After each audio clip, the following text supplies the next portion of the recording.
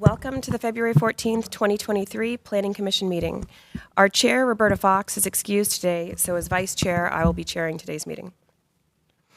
We have 2 items coming out of the committee this morning and 7 other items up for discussion today. I would ask for commissioners to hold all questions until the conclusion of all presentations and any public comments so that we can move through the agenda efficiently. We like to start every meeting with an opportunity for the public to comment on an item not contained on the agenda. Are there any members of the public who would like to speak on an item not contained on the agenda today? Okay, seeing none, we will move on. There is one item on the agenda that is changed. Item C2, the rezoning case Z1620.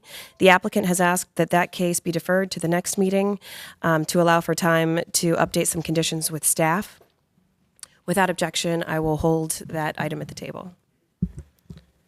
So next, moving on to the committee report. With moving that rezoning case, we have one item coming out of the Committee of the Whole today from our January 16th meeting.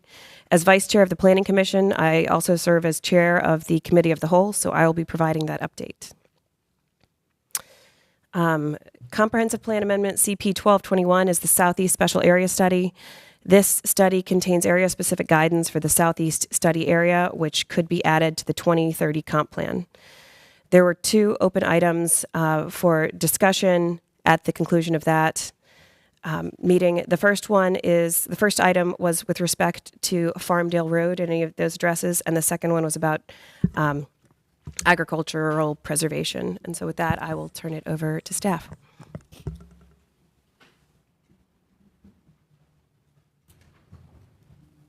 Good morning, Madam Chair, members of the Planning Commission. I'm Don Bell with the Comprehensive Planning Section. Last meeting, the Committee of the Whole, where this project was discussed, we overviewed the proposed, this is the existing future land use map for the areas 1 and 2. Note the you can see the delineation of the future I-540, which is essentially the line between Area 1 and 2. Area 2, of course, being dominated by the public facilities, a property containing the Neuse River recovery facilities and associated spray fields. This is the existing future land use map for Area 3, north of the Neuse River. No changes to the flume are proposed here. Much of this area you're familiar with from the rezoning case Z1620, which encompasses over 530 acres in this Area 3. Also note the area of community mixed use at the intersection of Hodge Road and Pool Road. This generally mirrors the land uses planned for this same area north of Pool in the town of Knightdale's jurisdiction. With regard to the proposed changes, all of those are taking place, most of those are taking place in Area 1, and I'll note that the areas of community mixed use shift slightly to the west, and there's some areas there. It's a larger area of community mixed use. Also, you'll note some new designated areas for office and residential mixed use intended to serve as a transitional land use between the more intensive community mixed uses and the residential areas. You see the large area there that's designated for moderate scale residential, lower scale residential transitioning toward I-540. The business and commercial services area, which is mostly in Area 2, east of the future interstate, is meant to provide not only a transitional land use with the public facilities in the Neuse River facility, but also to create a new area for jobs and employment. This would also be part of and rationale for an urban form amendment, which would create the Southeast areas, Southeast Raleigh's first city growth center. We did hear from citizens who live in a residential neighborhood just east of the future I-540 concerning the dividing line between office and residential mixed use and business and commercial services. So that's a summary of the proposed changes to the future land use map. Another topic that you asked for some additional information on was regarding farmland preservation in Wake County. Wake County has a formal farmland preservation program that was established last year, and they also updated their farmland preservation ordinance last year in June. And part of that includes what's called an enhanced VAD, a voluntary agricultural district program. Now, the VAD program has been around for a long time, but the enhanced program requires a 10-year preservation commitment. This is really the strongest tool that the county has to protect farmland. This map, provided courtesy of the Wake Soil and Water Conservation District, shows the extent of active farmland in the southeast area. You can kind of eyeball the Sessa with the Neuse River running west-east and then north to south here in the future I-540, Pool Road to the north, and then Rock Quarry Road to the south. Most of the active farmland in the southeast study area is in the northern parts, the areas 3 and 4 and area 5 of the study area. The farmland in area 5 is dominated by the Williamson Preserve and some surrounding farms that are also in preservation. But right now, it's estimated that there's over 4,300 acres of active agricultural land in the southeast. Some of the recommendations that are coming out of the Southeast Special Area Study that would be part of this amendment and part of the implementation priorities, and I'll just quickly run through them here. One recommendation is to review our current compact and conservation development options, looking at those standards for open space preservation and revising them for more flexibility and to get them to really be more of an incentive for developments to be made in one of these patterns. Also, a policy recommendation regarding regional open space preservation. And this revolves around the development of a regional green belt, if you will, of preserved open space. Part of the plan development here was collaborating and informing our neighboring municipalities. And there was really consensus on this concept of connecting greenway corridors and existing open spaces, excuse me, and working lands. Also, this calls for collaboration with regional agencies and nonprofits, really to identify and prioritize key locations for easements, and ultimately over time create a regionally connected open space system. Also, an important element is having farmland part of the economic base. It's an old adage that farmers will keep farming as long as they can make a living, and this policy really gets at trying to find ways to enable resource landowners to find new opportunities so they can stay in production. And this would entail collaboration with NC State and other organizations to begin to identify the elements of an agro-biotech cluster in this area, utilizing the land resource and identifying opportunities for enterprises, excuse me, related to agricultural, biotech, regional energy and biofuels, and so forth. Pardon me, I seem to be losing my voice. Finally, and this is a key action that we're recommending, is an overlay district for all residential development within the CESA. Key to this text change would be a proposed requirement that all new residential development employ either the compact or conservation development requirements. And of course, as we mentioned earlier, we are looking to modify those development options to allow not only for increased flexibility in how these models are employed, but also options to allow for increased density and building types and uses in residentially zoned areas, all with the idea of being able to preserve greater amounts of open space. Both of these options can help preserve farmland and allow part of the land to develop while remaining in production. Also, both of these models could provide a viable buffer between new residential development and active farmland. And there are a number of examples in the triangle. One interesting concept that is kind of getting interest in the community from the development community in further west in the triangle is the idea of agriburbs or agri-hoods.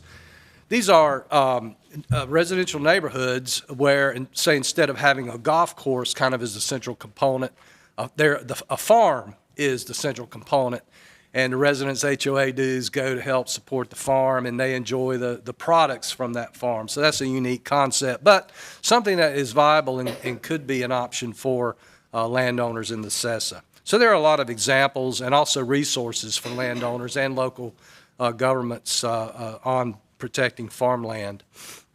I wanted to point out that in the audience today is Mr. Lauren Hendrickson, and he is the director of Wake County's Farmland Preservation Program, and he is on hand if you have any questions of him. Today, your action, of course, is, as we noted in the agenda materials, this topic can be reported out today, but if you want to continue discussion on this comprehensive plan amendment, it would require that you request an extension from City Council since the deadline for action is tomorrow. That concludes my presentation, and I'll be happy to answer any questions you may have. Thank you. We've heard from the applicant, which is the city in this case, and staff presentations on this item previously. We also heard from the public at the Committee of the Whole. I'd like to bring it back to the table and see if there are any other additional comments or questions from the Planning Commission at this time. Okay, well then, to run through the one open item on the, is that this? Okay. Making sure that wasn't something we did. Well, then, turning back the one open item that we had discussed, if you could open up the staff presentation to page 4. This was the open issue of the parcels along Farmdale Road. No, it's not loading on my end.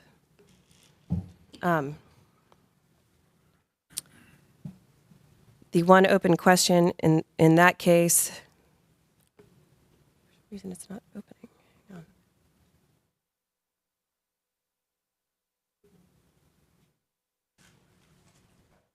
There we go. Was along Hodge Road, along Farmdale Road. There had been an indication for office and residential mixed use. We heard at the Committee of the Whole that from the owners of those parcels that there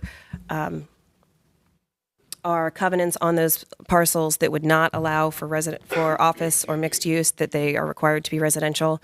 So we made the proposal at the Committee of the Whole meeting to remove that designation and from that transition area. I think we also considered potentially moving that sort of transition area to the south.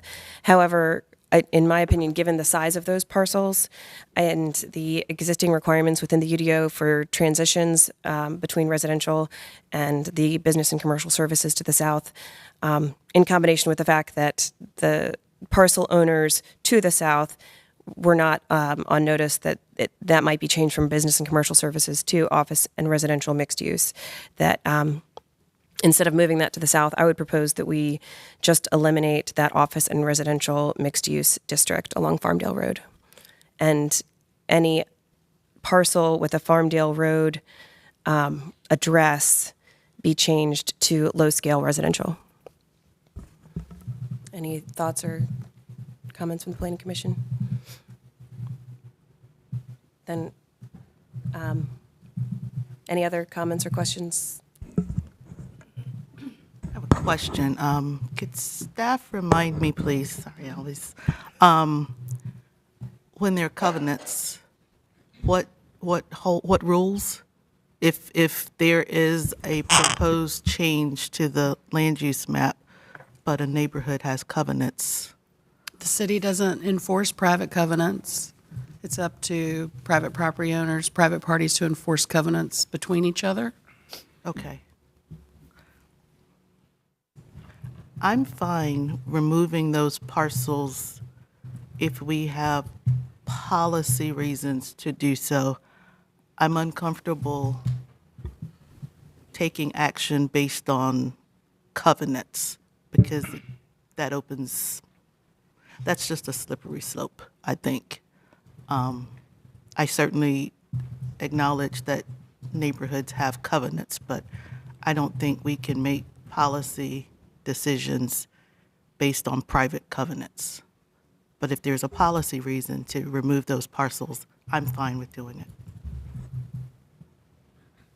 Thank you. That's well taken. At the Committee of the Whole, I know that we had discussed those private covenants as making that small district essentially sort of, it would not reflect kind of the reality on the ground in that area. But from a policy standpoint, I would also just like to recognize that this is, in this area, this is the government coming to these private property owners as opposed to, and proposing to change their existing zoning and imposing a future land use on them. And so for me, I tend to think about we certainly are always concerned about the neighbors' concerns with any type of rezoning, but I think paramount to that, even in this case, is the individual landowners themselves and their rights if the government is going to come and impose a new future land use map or potential rezoning upon them. So that is also why I didn't state that at the meeting, but that is also from a policy standpoint why I support the existing landowners' request to opt out of this change. I'm sorry, I was not at the Committee of the Whole meeting, so how many parcels are we talking about? I think it's about, looks to be about 20. It's the area shown in, Don, can you point to the area along yeah, there you go, Farmdale Road. And all this would only come to pass if they were to rezone for some reason. And just ask, these were the neighbors that came in to the meeting, correct? That were there present to voice an opinion on this particular plan? And there is precedent for that as well when we've been looking at putting in new overlay districts or other maps imposing on a new area, giving the existing landowners the opportunity to sort of opt out of those changes in that hearing. And those are, unless there's a strong reason to the contrary, we have typically honored those requests. Chair Miller, when your proposal, would that include moving the residential boundary south or moving the commercial services boundary north in the elimination of the transitional district? So it would eliminate the transition district and it would move the low-scale residential to any parcel with a Farmdale Road address. So it'd be moving it south by one parcel. Yes. Any other thoughts or discussions? I would just clarify Farmdale frontage. I'll just add that I'm big on consistency. So if we're going to do this for these landowners, let's remember it when someone else comes from perhaps a different type of community and they make a similar request, let's remember that. Because if we're going to do it for one, then we need to do it for all. If I may, Commissioner Bennett, in the discussion and study since the last meeting, I agree that I don't think we should be setting zoning policy based on existing private covenants. In this case, I'm more inclined to support the request of the residents just as a request from residents, like we have done in the past when we talked about the transit overlay districts and such. So I agree with you about covenants, and I think that if my understanding from staff is that this change does not drastically affect the intent or the nature of this study area in Region 1. I believe we had that discussion at the last meeting.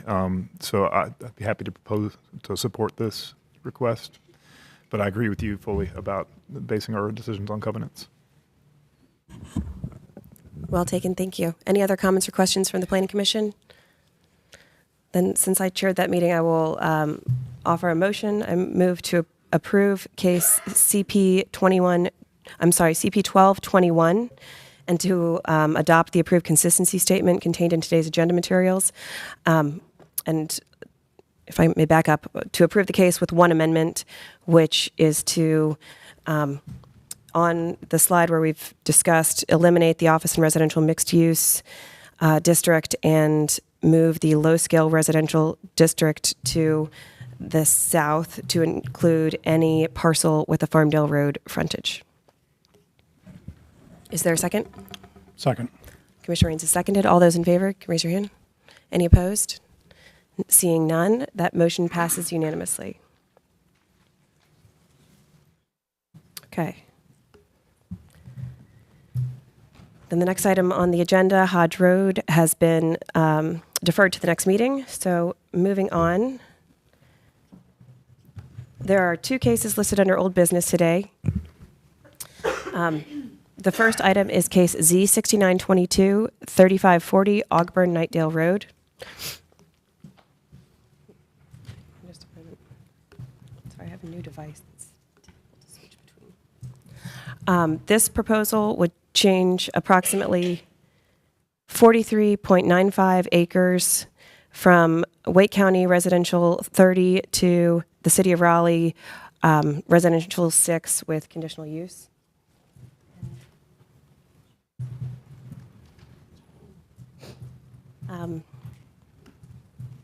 This case is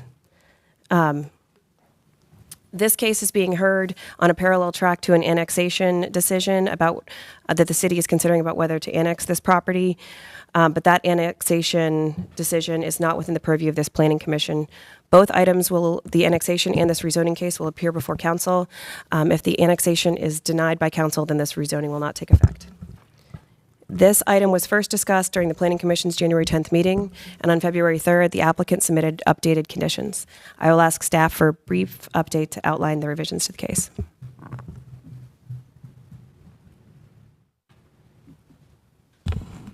Thank you, Chair Miller. Again, as you noted, this is within the CESA, and revised conditions were submitted earlier this month. Your deadline is March 11th, and as mentioned, it is part of a pending annexation. The area is presently in Wake County's jurisdiction, zoned R40, and it is just slightly adjacent to the Raleigh tract, which is zoned R4. An aerial view of the site showing the predominantly rural setting that is there now. There's a lot going on in this area, as you well know, with numerous rezonings having taken place to the west. Much of the area to the northwest is in low-scale residential. There is some recent community mixed use approved zoning near Rock Quarry and Whitfield, and also from the current future land use map, uses slated for a mixed use at the corner of Battle Bridge and Auburn Nightdale. And of course, the future I-540 going through the area, and Brownfield landfill to the east, and the public facilities also to the east. Just some street views here, again showing that predominantly rural character. Street views again. Just quickly, the conditions that have changed since our last discussion. The applicant has removed the condition that would prohibit apartments. These uses remain the same. Two new conditions have been added to bring this proposal more in line with the proposed recommendations of the Southeast study. One is a minimum of 20% of common open space would be preserved, 60% of that contiguous. This does mirror the 20% minimum, mirrors the compact development requirement. The 60% contiguity mirrors the conservation option. And also, one of the sets of recommendations pertains to green stormwater infrastructure to help protect water quality, and the applicant has proposed to do at least one constructed wetland as part of their overall stormwater management for the future development of this property. This exhibit shows the proposed buffer to adjoining properties. Again, this would apply R6 zoning with a maximum of 200 units. Of course, being located where it is, it does not score well on our transportation analysis. The nearest transit is at the Battle Bridge Crossing Shopping Center. It would add to the house, add to the housing supply. And with the removal of the apartment prohibition, it does permit now that full range of housing types with smaller units and smaller lots. Demographic land use history, as you see here, slightly higher in some of these indicators than the city at large. The request is consistent with the future land use map, designation of low-scale residential. There's no urban form guidance. It is inconsistent with the comprehensive plan, primarily because of the infrastructure sufficiency in the fire, the capability of fire and emergency response in the area. This is an issue that's affecting many properties, as you know, and this is something that is a high priority for discussion with City Council. It is consistent with the flume as its consistency with low-scale residential. And again, see these policies that have been moved into the consistent column since the last time you discussed this case. And three of the inconsistent policies which lend itself to the inconsistency overall is the infrastructure concurrency, as well as the zoning and infrastructure impacts. Your deadline for action is March 11th. And of course, the fire station and emergency response time standards remain the outstanding issue here. Be happy to answer any questions that you may have. Thank you. We have heard from the applicant and staff presentations on this item previously, and we've also heard from the public. I'd like to see if any commissioners have any questions or comments.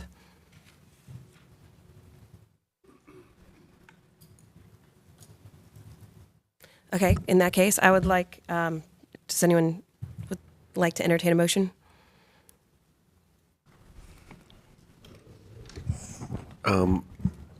I would just like to state I would like to thank the applicant. I know I went back to my notes. A couple of my concerns were addressed on some of the environmental sensitivity, so I want to thank them for that.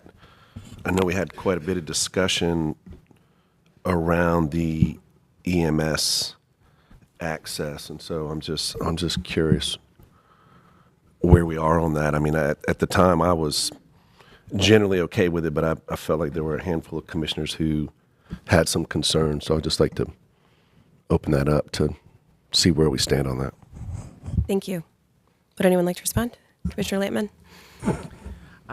Yeah, I appreciated the robust discussion at the Planning Committee of the Whole about the emergency response and the fire stations. So based on the timeline of the applicant's development proposal and then the opportunity for the city of Raleigh to establish an emergency response system out there with the fire department, I think that was fine. I was fine with all of that discussion. Thank you. Thank you. I'll also note that given that this is running parallel to an annexation decision, I think that is a broader issue for the City Council to consider, and we could include that as a recommendation as part of this motion to flag that issue for Council. Any other comments or questions? Well, then I will make a motion, since I want to make that amendment. I will motion to approve case Z6922 with the recommendation to council that they carefully review the issues related to fire and emergency response times. And I'd like to adopt the proposed consistency statement included in today's agenda materials. Do we have a second? Second. Commissioner Haver is seconded. All those in favor? Any opposed? And that passes unanimously. Thank you. Moving on to the next item, case Z1822, 3304 Clearfield Drive. This case is to change approximately 8.5 acres from IX3 with Special Highway Overlay District 2 to CX12 conditional use with the Special Highway Overlay District 2. This case was first heard at the January 24th Planning Commission meeting, and on February 3rd, the applicant submitted revised conditions. I will ask staff for a brief update to outline the revisions to the case. Thank you, Chair Miller. Again, as you saw last time, this is an area that's predominantly industrial zoning, a large area of industrial uses to the north, close up at the site bordering Gresham's Lake, and it's bordered by the CSX line and I-540. And just some views here from I-540 and some streetscapes of, within some of the uses nearby. There was a question from the commission about the S-line and how the future development of the S-line would impact the site. There is a TOD plan for the S-line that directly impacts this area. As you see on this slide, and the location of the site there at the bottom left, and the areas north of Gresham Lake is to create a range of residential and mixed uses that would be fronted on Gresham Lake Road with direct access to Capitol Boulevard. So the site is certainly well within what is planned for the future of this area with the long-term development of the S-line. Just to show you what those new conditions are that were submitted on the 3rd, addressed several of the issues. And by the way, this proposal was renoticed and signs reposted for this meeting. This new condition would incorporate 2 GSI measures as part of the effort to help protect the water quality of Gresham's Lake.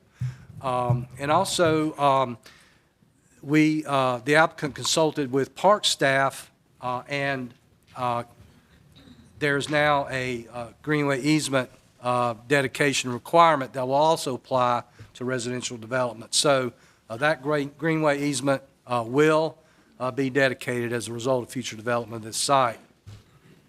Also, the applicant is proposing that all new buildings, primary buildings, meet a green building certification. And there's a number of those that are in use today. You're probably familiar with Energy Star and LEED as being 2 of those programs. Also, a minimum 25% of the net site area will be set aside as open area. And again, showing what could take place within that open area, and that would include the trails in any private parks that might be developed. And then the eighth condition there to help protect from the construction activities and the erosion and silt that might get into the lake otherwise. And this is the key condition that came from the discussion with Parks and Recreation. Notably, noting that this connection will be built to city standards and that the alignment of the connection will be determined during the administrative site review for the development of the site. Just recapping the changes here, office and retail both capped at 30,000 square feet. It scores low presently, but with the connection of Sumner Boulevard, it would score higher and have more access to transit. As it is, it's only 3/4 of a mile from transit presently. It would add to the housing supply and permit the variety of building types. Not quite within walking distance of transit. Once that road extension is completed, it'll still be about 3/4 of a mile away. And just a snapshot of some of the demographic indicators for this site.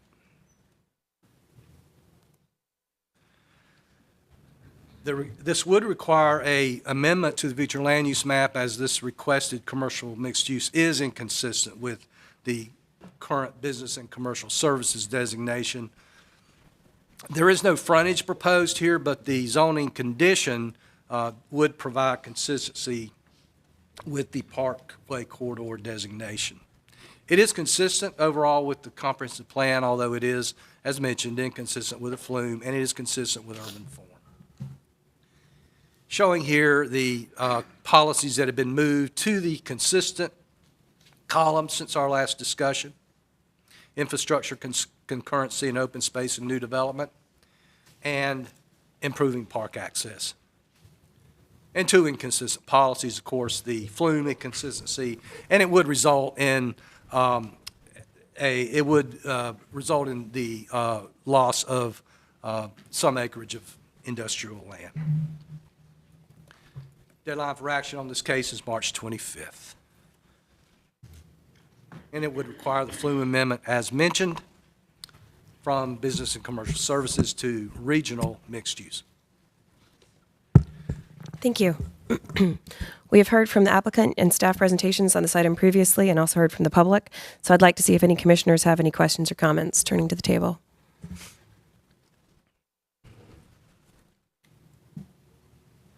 Perhaps. Commissioner O'Haver. Again, I would like to thank the applicant for adding those additional conditions. I think they go a long way for some of the things we requested at the last meeting. So I'd like to make a motion to recommend approval of zoning case Z8122. I move to recommend adoption of the proposed consistency statement dated I'm February. sorry, before you make that motion, let me pause you for just a moment. Because we had a notice issue, we need to open Got it. public hearing. My mistake. Okay. Got it. We have previously heard this, but there was a notice issue at a previous meeting. So in this case, we do need to open this back up to public comment and public hearing. So with that, I would like to turn to the applicant and those in favor for a total of 10 minutes to speak. Thank you.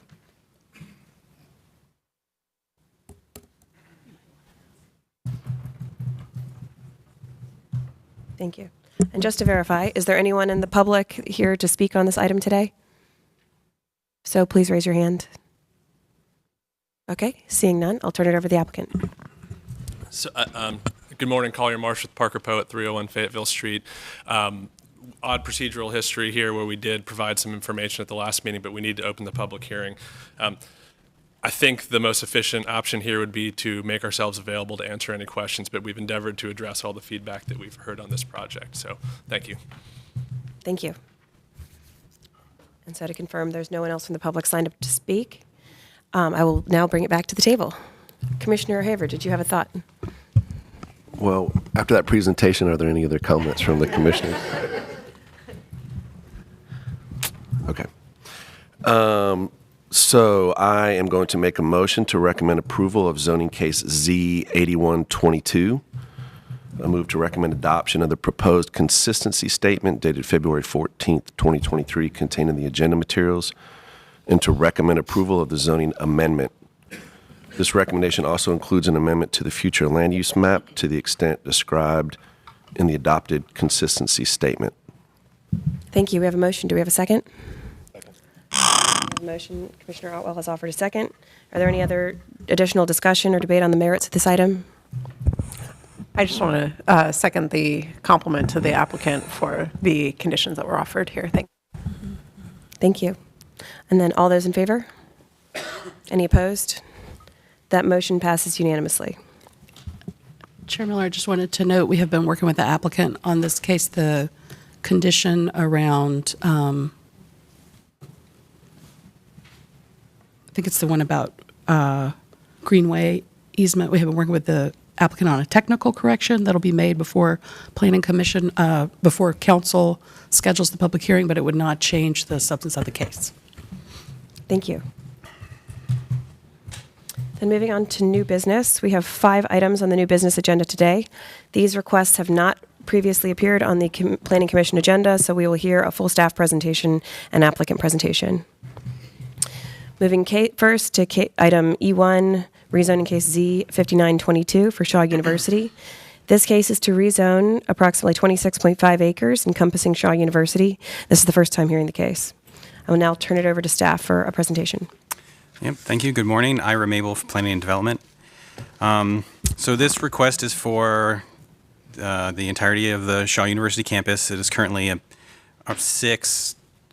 mix of 6 zoning districts, mostly office mixed use, and the request is for 6 other districts, mostly downtown mixed use and much taller heights. And your deadline is in April. So this is in the southeast corner of downtown. So you see the downtown zoning pretty uniformly to the north and the west, and then residential zoning to the south and the east. The Prince Hall HOD can be a little bit hard to see on the maroon color, but is, roughly shaped like that. If that is helpful for people. And to be clear, the properties that do contain the Prince Hall Historic Overlay District, that if the request is approved, that would be removed.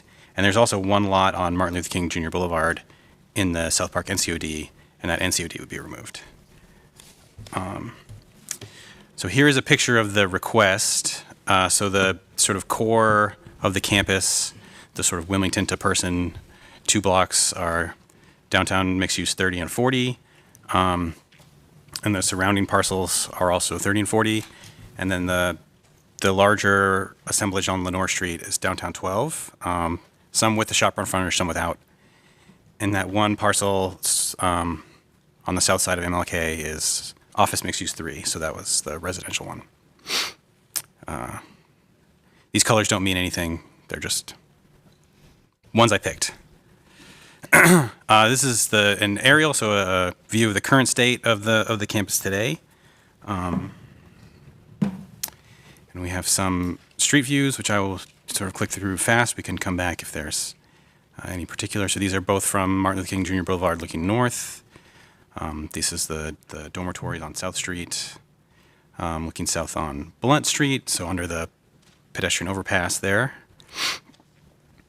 Another view on South Street. These are the 2 structures in the Prince Hall HOD that's sort of on South Street by themselves.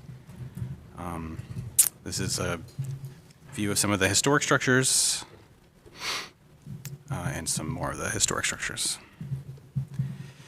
So there are a number of conditions where all the words look very close to each other, but they are all doing different things. So I will walk through all of those. There are a handful of uses that are prohibited. There's a step back condition, which I have a picture of, I'll show you later. And then there are a handful of conditions related to the historic structures within the request. So a couple of named buildings, which I have another slide on, but the Rogers Bagley Daniels Pegues House, pardon my pronunciation, I've never heard anyone say that out loud, and also the Charles Fraser House. The condition states they can be either retained, preserved on site, or moved.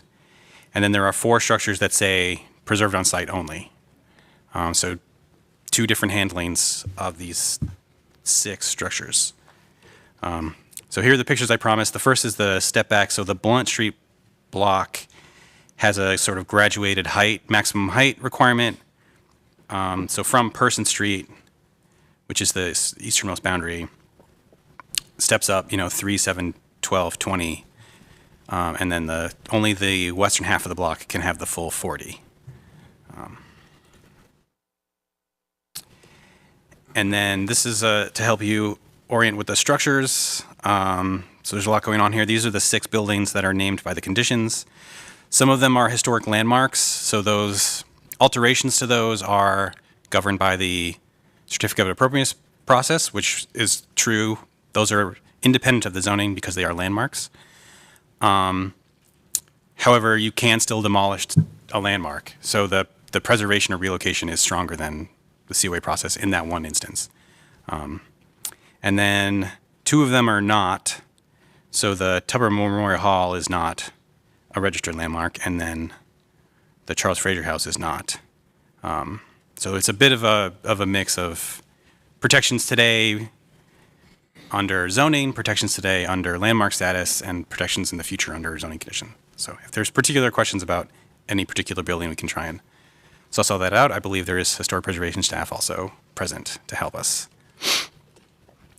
Moving on, there's, for the buildings that say must be preserved in place, there is this sort of provision if they are damaged that they can be, repaired. Fairly standard language that we use for non-conforming uses in the code. Condition number 7 requires 20% of any new parking spaces to be, or structured parking to be shared, so that would be open to the public. And then there's the rest are all transportation related, so offering a traffic impact analysis under certain conditions, offering the construction of a median in Martin Luther King Jr. Boulevard under certain conditions, 2 different types of bus stops of various sizes in different locations, a pedestrian access way. I have a picture for all these too. So a pedestrian access way or a public street in 2 different locations, and then a couple of bike share locations. So this is my attempt at very rough. A lot of this will be determined at the time of site plan, but you can see the blue circle where bus stops are described as going, the 2 green circles where Cardinal bike share stations are described as going, and then the pink dotted line is the pedestrian access way, and the blue one could be a pedestrian way or a street, depending on the site plan submitted. So I'll leave this up here a little bit longer. I feel like it's easier to understand than the words, but, and again, these are all, I didn't draw the median in Martin Luther King Jr. Boulevard, but these are all give or take locations. So the entitlement for existing to compare basically doubles in all the categories. Sort of my very quick summary of that table. Much higher scores on transportation and energy, a lot more density, very close to transit, which there's this picture of, a lot of transit available going multiple directions in and out of town. There's also a planned bus rapid transit station. I wrote it, Wilmington and somewhere very close. Wilmington and South Street, I think. Sorry, I don't remember precisely. So would add a lot more to the housing supply. Most likely a big percentage of it, if not maybe all of it, I'm not sure, would be student housing, just based on the nature of the developer, but there's no zoning condition that requires that. The site scored relatively high in the demographic indices. There is quite a bit of, it is a historically black university, and a lot of student population, and those some numbers do, especially the student ones, often count as lower income and less than high school education, that kind of thing. But a very long history of Shaw University at this particular part of the city. The request is inconsistent with the future land use map. So this is for a couple of reasons. Number one, institutional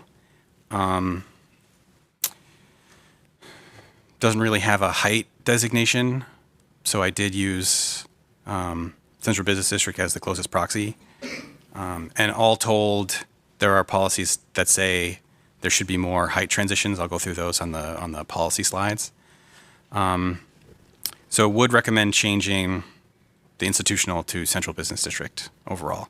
But for the one lot sort of separated on the south side of MLK, proposed to go to office use would go to from moderate scale residential to office residential mixed use. But the parts of the site that are already Central Business District are consistent with that request or with that designation. Consistent with the urban form map in the various frontages, so you can see the circles here are centered on the where the stations would be. So there's sort of two overlapping circles. So I think there's a station here and another one proposed maybe somewhere else. I can look that up if that's of if people want to know precisely where that would be. So consistent overall with the comprehensive plan, but the future land use map is proposed to change. I'll go through this rather fast. There's quite a number of policies, but consistent with a lot of the development near transit for the BRT and other bus lines present. All of the bus stop conditions they're proposing above and beyond code. The bike share stations they're proposing. Sort of more of the same development downtown, vertical mixed use, et cetera. So a lot of downtown policies consistent. Inconsistent policies are really the two categories. One is height transitions. So there is that step back scenario on Person Street, but not in other places where the comp plan suggests might be warranted. And then the other one is, the other category is historic preservation. So they are proposing protections for named structures, but the removal of the HOD on the north of South Street is triggering a lot of these historic preservation policies to be inconsistent as well. This request was reviewed by the Historic Development Commission, and they recommended denial in a vote of 9-2 and offered some suggestions for improvement, which, if I may grossly oversimplify, just say like remove all the historic stuff from your request. It's sort of their ask here. Again, your deadline is in April. I'd be happy to answer any questions before you hear from the applicant. You just said about remove. Oh, they basically said don't rezone any of the historic structures. Don't remove the HOD, remove all the landmarks from the request. So I don't think their recommendation had much to say about the rest of the Shaw property, but from their purview, which is the Historic Development Commission, this was their recommendation to sort of, and also like place them in preservation easements. Their memo is in the backup. We can go into more detail if you like. Thank you. Sure. With that, I'd like to move to the applicant and those in favor for a total of 10 minutes to speak. Commissioner Miller? If you are here to speak, I'm sorry. Another question for yourself? I got a quick question before we turn it over to the applicant. Ira, could you go to slide 20? I just had a question about, you stated that the maximum units in the office space and the retail space square footage about doubled on each category. Mm-hmm. If you look at the last row, last columns, is you got 693, and then it goes down. So I'm seeing. Oh, yeah. Should that be reversed or? I will check on that. Sometimes I will check on that. Yeah, because I just got a hard time Sure, understanding sure. why we. I may have done that increasing- backwards in that slide. I will check in the staff report. Okay, all right, thank you.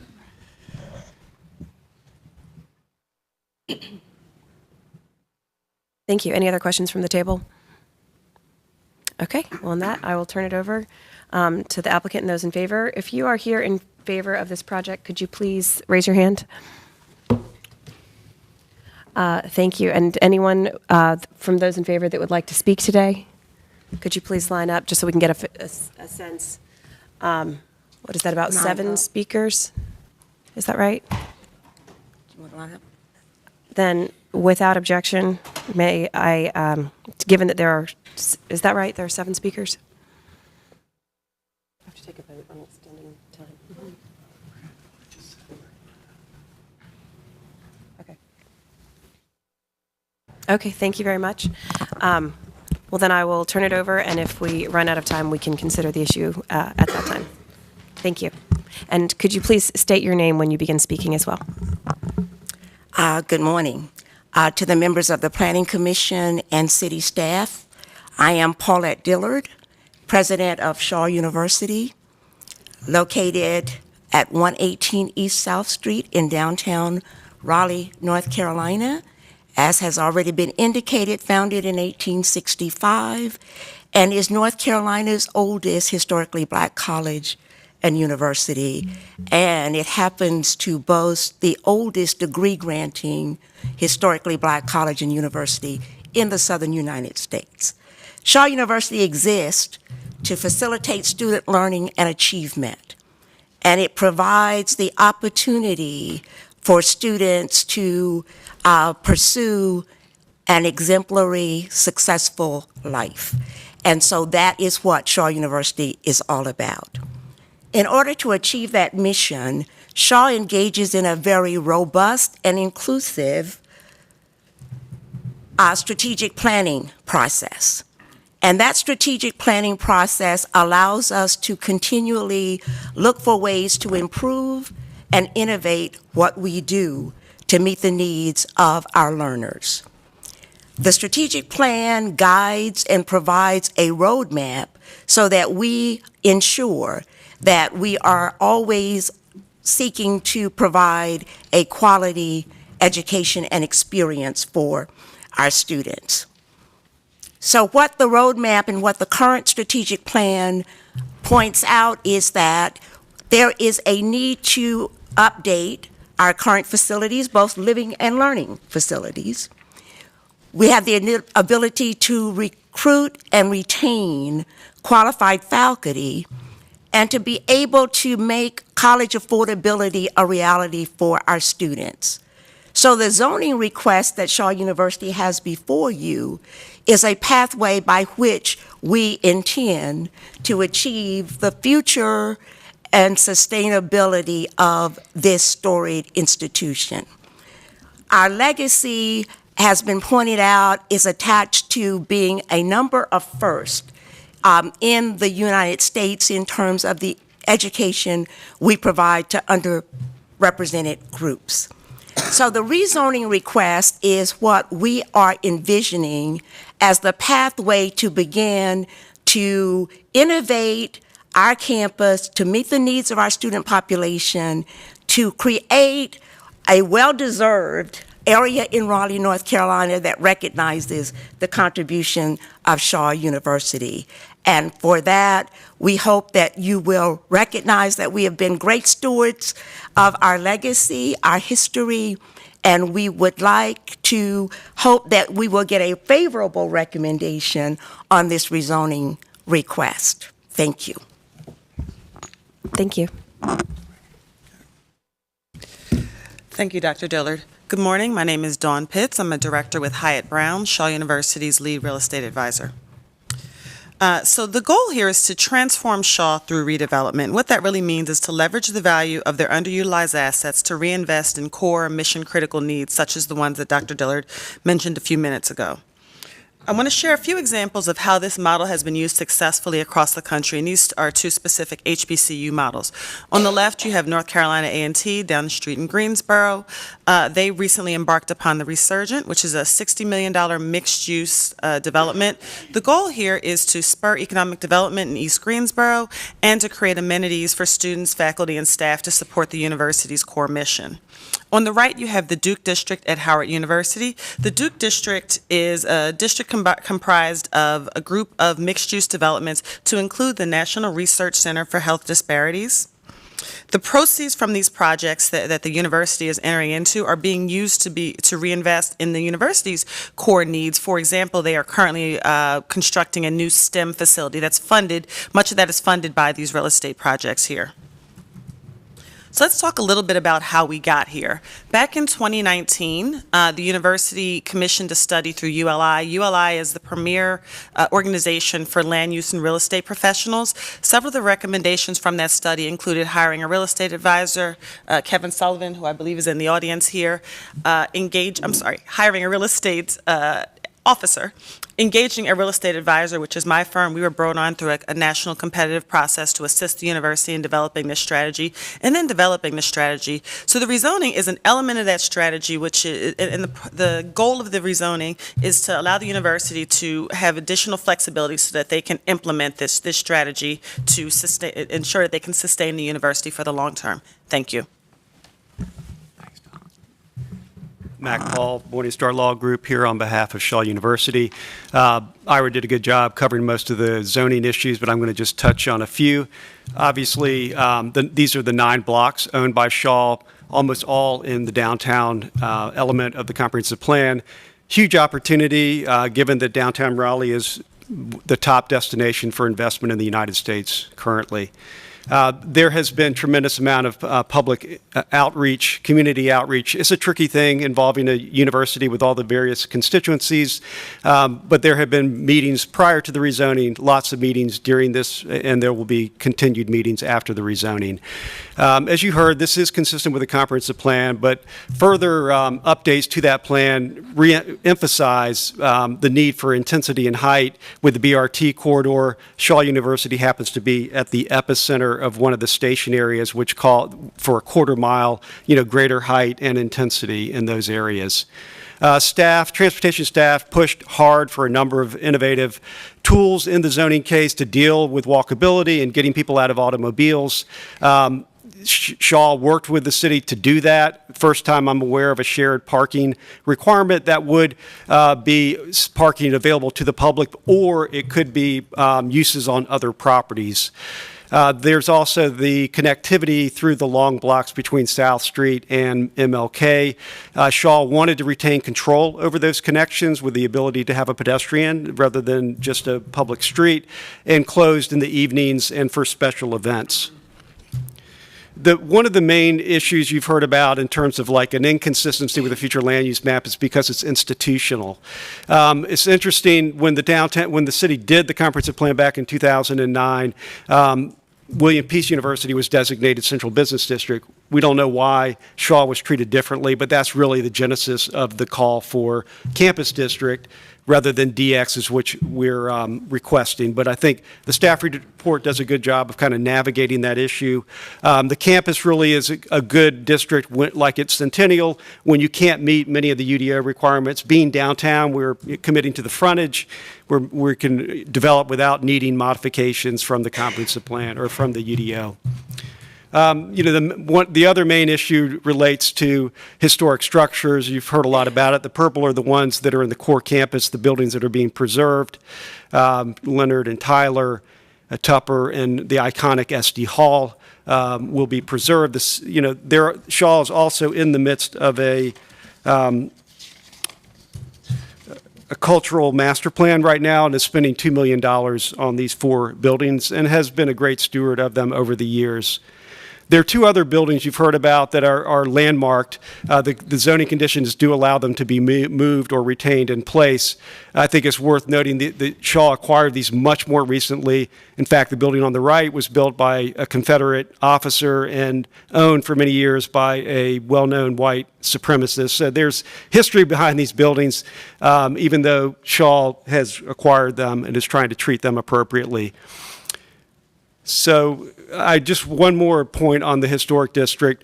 You know, the main inconsistency, we meet many of the preservation policies, relates to the Prince Hall district. As you know, Shaw and many other black institutions in the area vigorously opposed the imposition of that district 10 years ago. The CAC in this area overwhelmingly opposed it, as well as the district councilor, because we knew we would be here today, 10 years later, and here we are. And so most of the inconsistencies flow from that, and Shaw just simply disagrees that that district should have been put in place.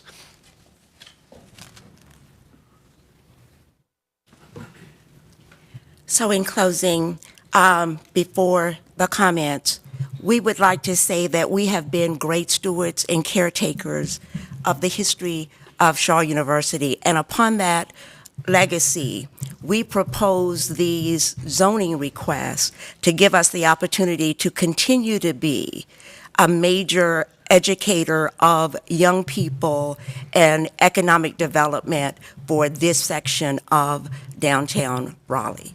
Thank you for your consideration.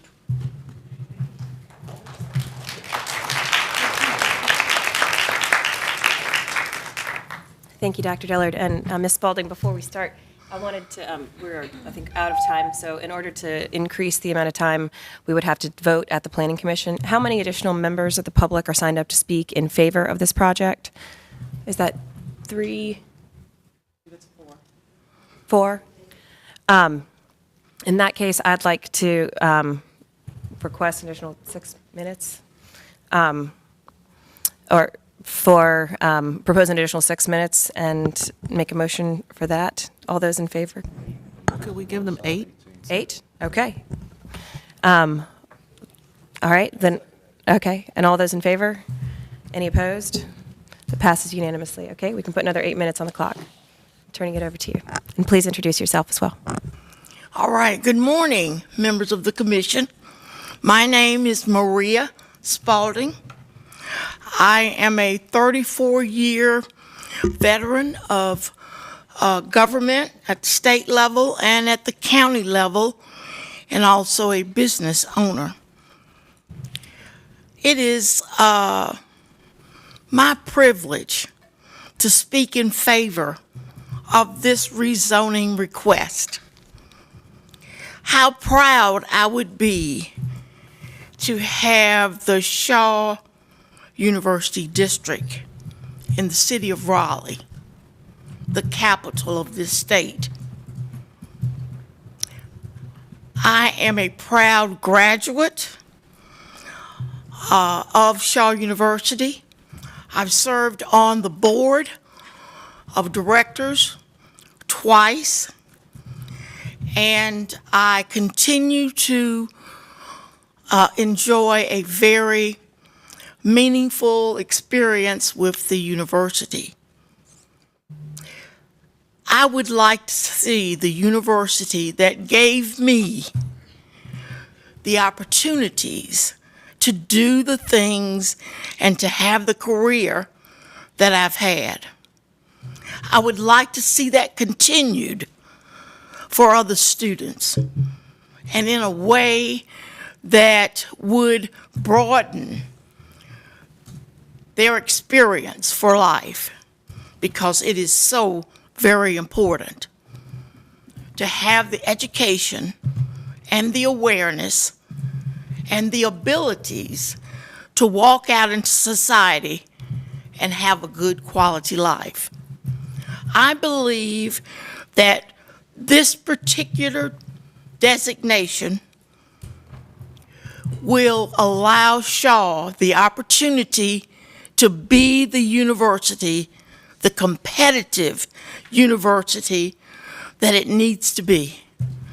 It is very costly to maintain a campus of this nature, a campus with the hereditary, with the significance that it has in our history. And therefore I ask you, I plead with you to please favorably consider this request.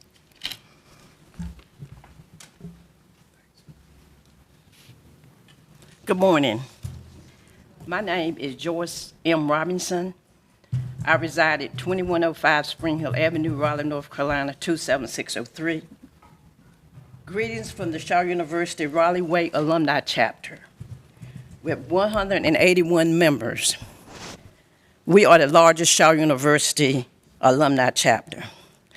As a member of the class of 1975 and president of the Raleigh Wake Alumni Chapter, and on behalf of the chapter, I'm here today to offer support of our alma mater and the Shaw U District. Shaw University is dear and near to my heart. This rezoning request will allow Shaw University the flexibility necessary to attract, retain, and transform a diverse community of learners into future global leaders. I would say that this would be very good for the university. It would allow students to continue their education, and it will allow us to better the education for the children, for the students. Thank you for this opportunity.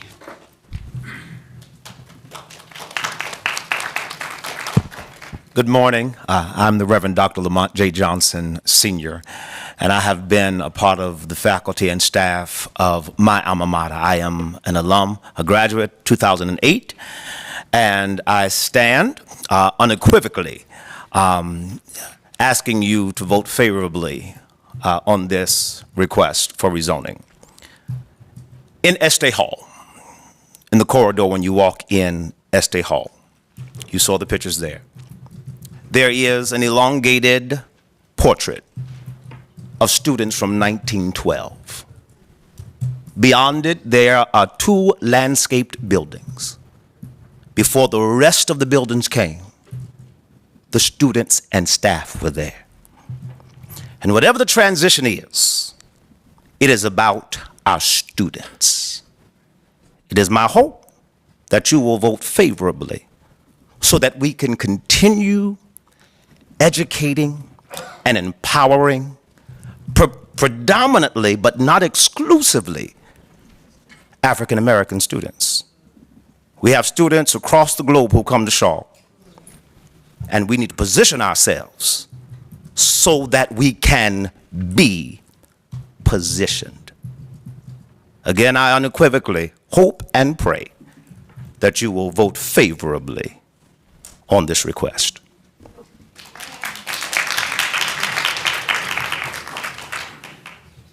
See, my minutes have run out.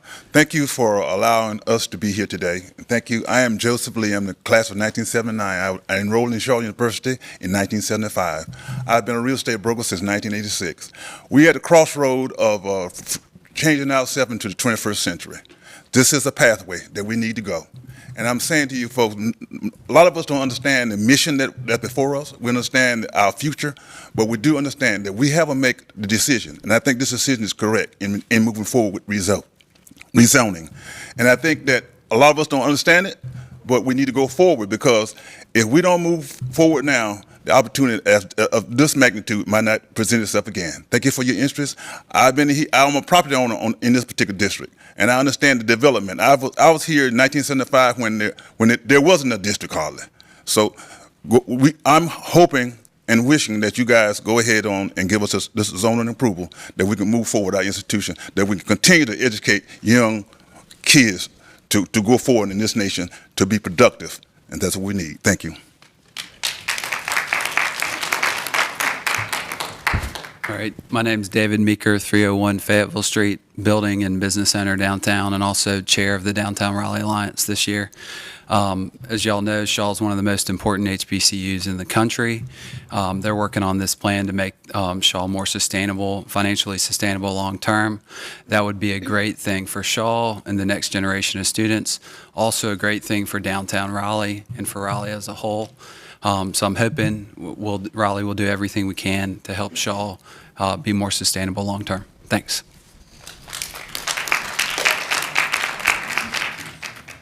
Thank you. Are there any other speakers? Then with that, I will move to the next phase, which is all those, any opposed speakers, if you could please come to the podium.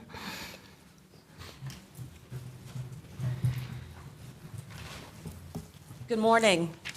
Thank you. And I just wanted to clarify that this means we'll have 18 minutes for the opposition as well. Thank you. And if you could please state your name as well. Good morning. Good morning, everyone. My name is Keisha Monk. I just want to thank you so much for the opportunity to speak and be heard.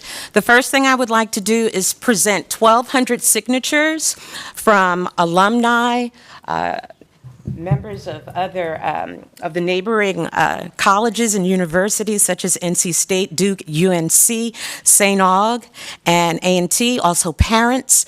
We are presenting signatures because we strongly oppose the the rezoning. Breathe, Keisha. So yes, Keisha is my name, and I am a resident of Southeast Raleigh and a 1995 graduate of Shaw University. And I am respectfully requesting that the Planning Commission not make a recommendation for the Shaw assemblage rezoning proposal, and here's why. Firstly, the proposed rezoning request would not be consistent with the 2030 comprehensive plan for the city of Raleigh, mainly due to issues related to density. Secondly, the proposed rezoning request would not be consistent with the future land use map. You know, as a graduate, I am obviously concerned about how this rezoning can directly impact my alma mater for a myriad of reasons, but as a resident, I also have some major concerns. Things like affordable housing, negative impact on the environment such as flooding, and of course the height requirements that are clearly defined in policy.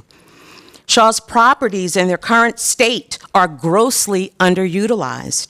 And to put things in their proper perspective, simply put, Shaw has a championship tennis team who won about 14 championships in a row, and we are land rich, but we don't even own a tennis court.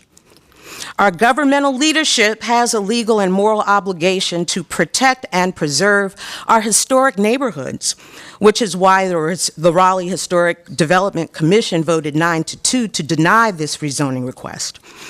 And thirdly, and the most uncomfortable issue that I have to bring forth today, which is the most concerning to me, especially as a graduate of this historic university. Simply put, our leadership has been involved with decades of well-documented corruption. One of the primary responsibilities of any nonprofit board member is to maintain the financial integrity of the organization that they serve. The Board of Trustees of Shaw University has violated their own bylaws over and over and over again. And with respect to time, I can't dive too deeply into each complaint. I did have a little bit, a presentation. Do I have access to it? I submitted documents last week. I defer to staff. No? Stop the clock. Stop. Oh, okay. Clock stop, yes. I submitted some slides as a part of my presentation. Does anybody know how to access them? I do think we got them in our email too, so. I emailed them to everybody. Yes. So nothing. And I believe Ira's pulling that up as well. Is that right? Ira not pulling that up. Mm-mm. You're not pulling that up. Keisha, could you tell me your last name again, Monk. please? M as in Mary, O, N as in Nancy. Is that your K. email? Is Keisha Monk? Keisha at KeishaMonk.com. Okay.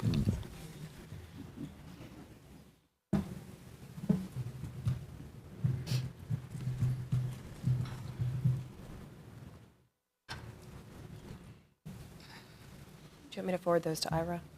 Okay. Yeah, I don't have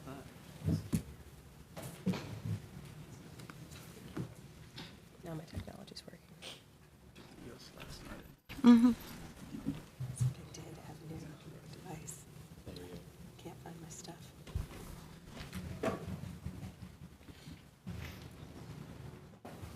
And I just re-forwarded that to you, Ira.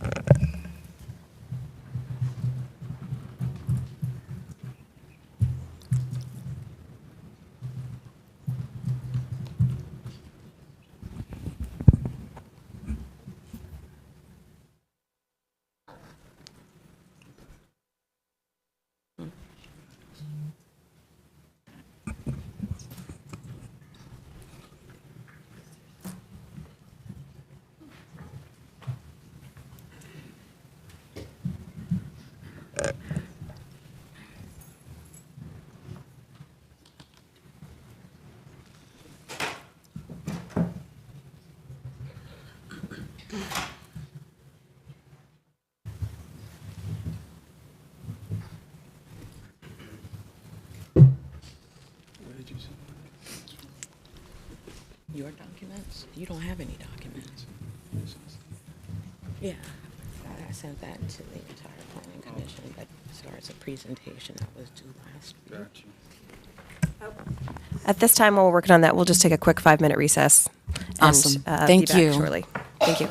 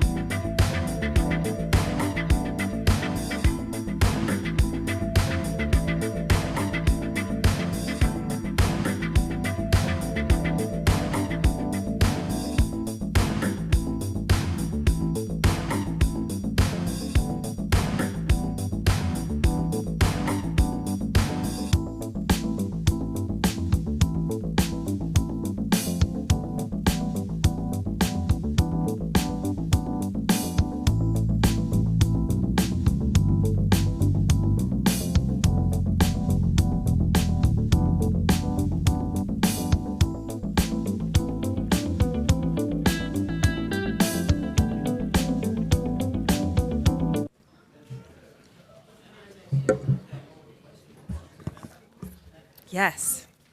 Things moving. And with that, we think we have our presentation ready. So if you're ready, Ms. Monk, we can go ahead and Thank start you the so clock. much for finding these for me. Yes. Oh, I did want to mention, too, this is not, typically, there is a set way to submit presentation materials through the Raleigh City website. And typically, we do not sort of indulge this change, but since you had very earnestly sent it several times, there is a different portal online that I'd like to point people to so that we don't have to have this issue in the future. But Absolutely. Thank you. Thank you so much. ma'am. Truly appreciate that. So again, with respect to time, I don't really want to dive too deeply into each complaint, but I will say that a lot of these complaints range in nature from misappropriated funds from research grants to money being paid to the Department of Education.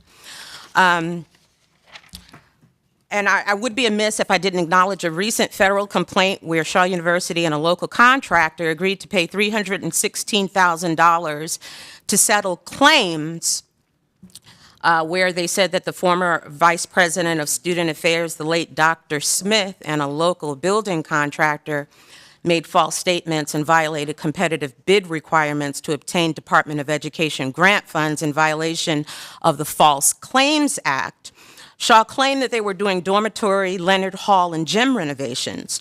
Construction and renovations were literally at the center of this complaint.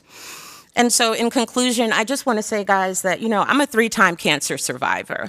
Just imagine for a second if I would have ignored that pain that was in my belly. If I ignored that cancer, I would have literally died. And so even though this is very uncomfortable to talk about, I think that it's very, very relevant with regards to what the cancer is. I am definitely for moving Shaw University forward. It is my dream. It is my hope. This is my alma mater, but it cannot do so with the current administration and leadership. So members of the Planning Commission, I'm respectfully asking you not to recommend this rezoning project, because if you give administration and the board of Shaw University access to a new revenue stream, it will literally destroy the future of my Shaw University. Thank you so much.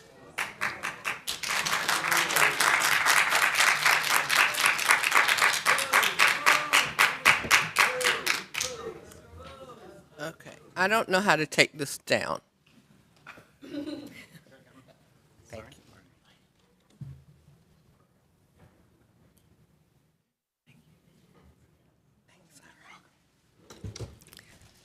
Good morning. My name is Carmen Coffin. I am a resident at 1321 Battery Drive here in Raleigh. I am a lifelong Raleigh native. To the members of the Planning Commission, I have many concerns about the rezoning that's before you, and have expressed some of them time and again at all of the community meetings that I've attended. I think I maybe missed 1 or 2 of them this summer, beginning with the first community meeting in May of last year. Some of those questions were answered incorrectly and made me question the willingness to share the truth about the rezoning to the entire Shaw University committee.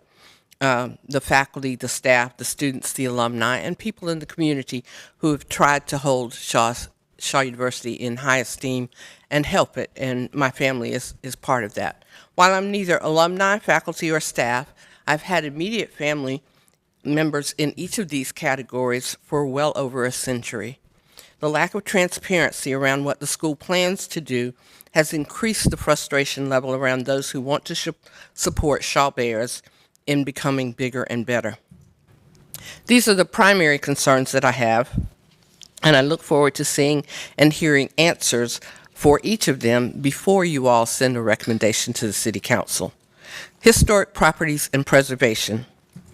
I do have problems with any tearing down or move of the 2 homes that are across the street from the campus per se, but I do believe that there is ample room at the very front of the campus across from McDonald's to move those 2 houses if they must be moved. They would fit in with the character of SD Hall and could be used as an introduction space or a visitor center and museum for the school. Shaw's heritage is the only one like it in the country, and that heritage needs to be celebrated widely.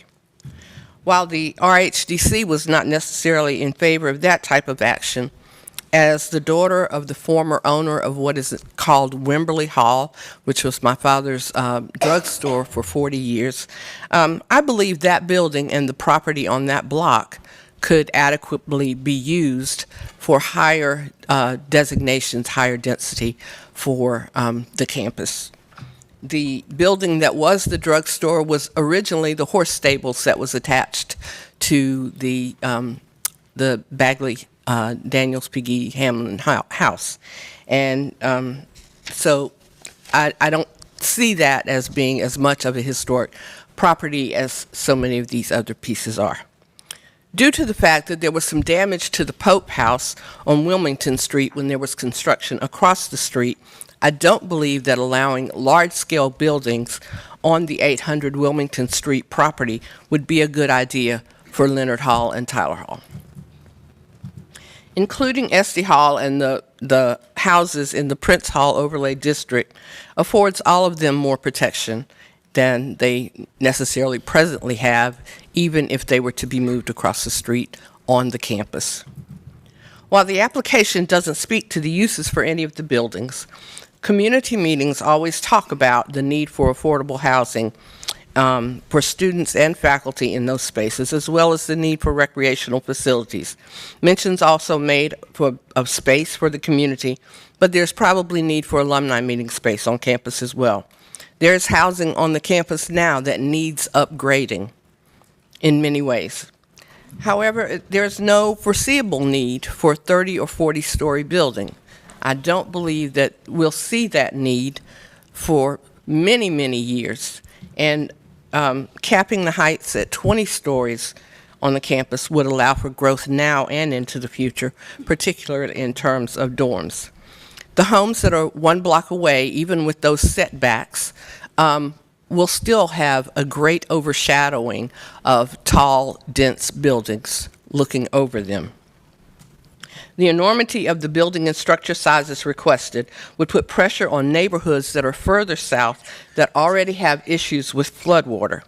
For each square foot of space that is now vacant that would have a construction piece seated on it, that will force more water to go downstream and flood areas further out from, of the community, such as where Rochester Heights is now going down the stream, and we already have major issues with that. And I think an environmental study would be a good thing to have done to check this out. The Little Rock Creek is right over near Chavis, and as you know, historically, when the city of Raleigh was platted to begin with, the 4 corners of the city all had water creeks and that crisscrossed those corners. And so north, south, east, and west streets were the corners. Shaw sits at East Street, at East South Street. And so that is one of those areas, because white people wanted to live high.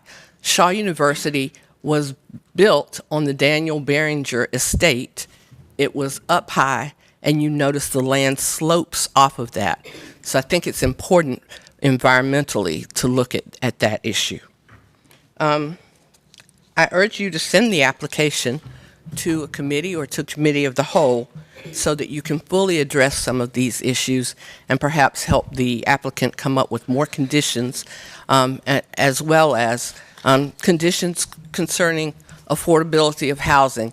I noticed that everything that we've seen since we've been here today has shown an X beside housing affordability or subsidized housing. Housing affordability, particularly in the Black community, is leaving, and so we need help in that area. Thank you.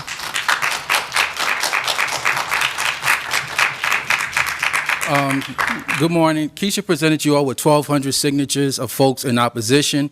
There are also people from Shaw alum who came from New York. Can you put your hand if you oppose? Can you raise your hand if you oppose? You have folks that traveled from New York, D.C., because the alumni were not involved with any of this. The first planning meeting was in May. The next one was in November after homecoming. The National Alumni Association held this meeting on campus.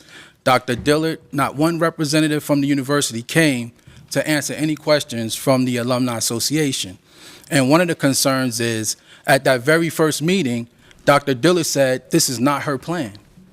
So if it's not her plan, whose is it? And that's our concern for Shaw University. The campus is currently zoned for 12 stories. We're not utilizing what we currently have. There's that beautiful building downtown on Peace Street, that Peace building. It's 12 stories, over 400 apartments, a supermarket, a garage. That building in its current state can fit on Shaw's campus right now. If you leave here and you go to campus on the Martin Luther King side between Blunt and Person Street, that 12-story building can fit there right now. And that's a much better fit for the community. I currently live in Southeast Raleigh. So the flooding, I experience all the time. My neighbor is 80 years old, and he lives across from me, and with that flooding that comes from the creek from Garner Road, he's normally out there sweeping away flood water from the sewers.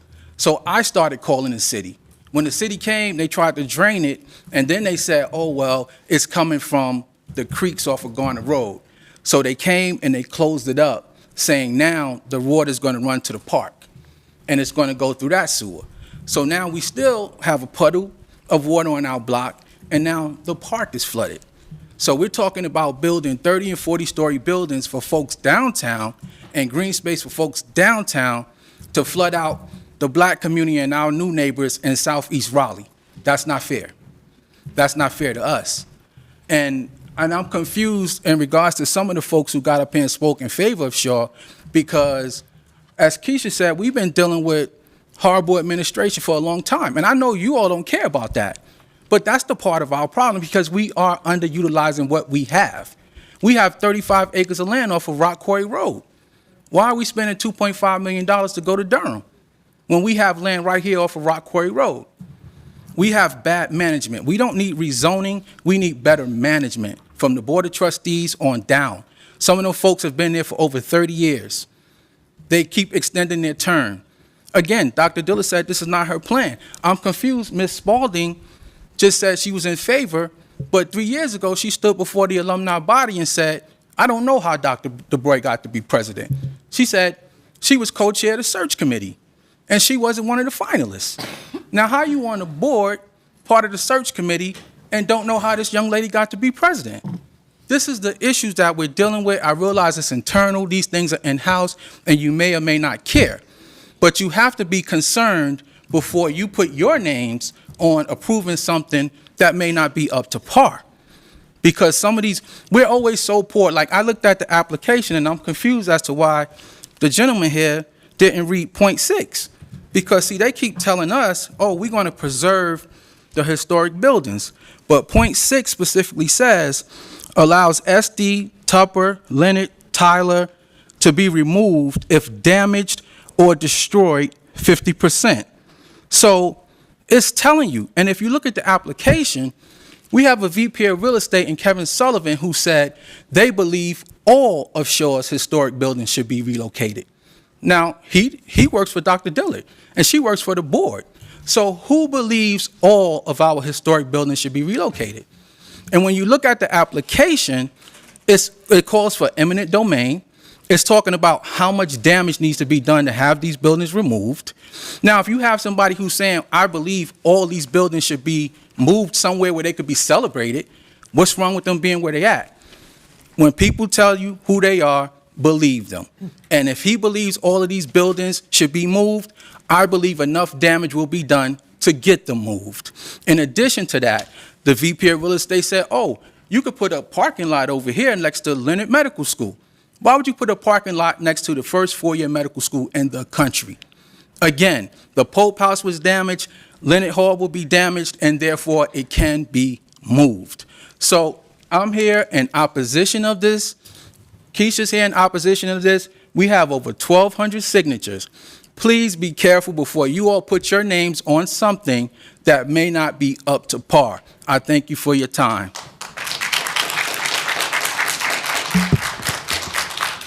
Good morning. I am Pat Lewis.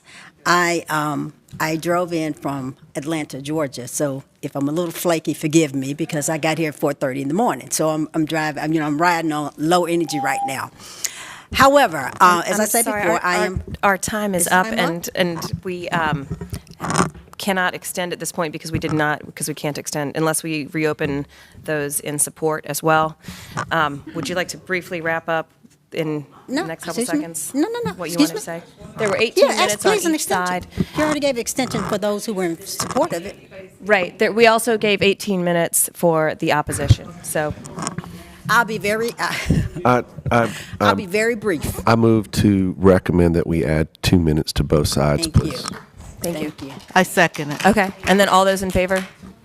Any opposed?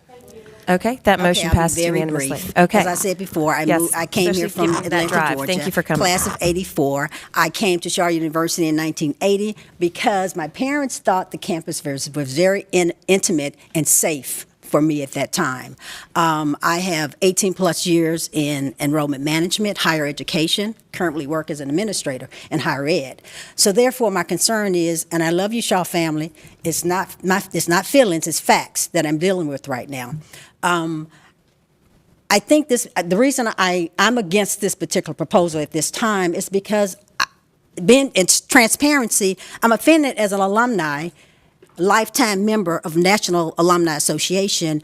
I'm just hearing about this whole plan as of last week. We got this whole big plan rolled out. I'm offended in that regard. I do pay to support Shaw. As an alumnus, I'm not even aware until we came to homecoming that there are buildings that need to be repaired. There's no maintenance plan in place. As an enrollment management person, this is my concern. If it's about the students, I love the beautiful plan that's being laid out, whatever that may be, we don't know it yet. However, my concern is with higher education and the students. I test the system. We recruit in the metro Atlanta area. I'm the first vice president of our alumni chapter. As a recruitment of students, we have students to apply to Shaw, and they don't get a response back from the enrollment management team. That's a problem. How can you recruit students and you don't respond back to those students? And we are, as alumni members, supposed to recruit students, and that's what we do.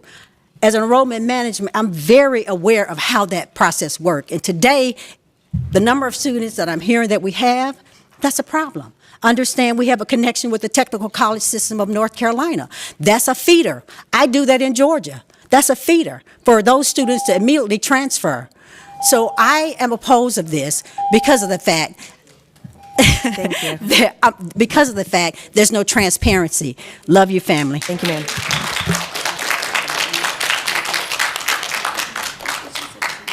Thank you. And now, since we granted an extra 2 minutes for the opposition, we have to reopen it for an additional 2 minutes for those in support.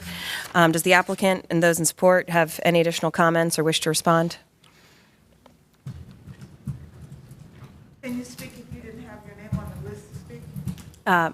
Yes, you may. Yes, you may. Excuse me. My name is Carol Adams Gartrell.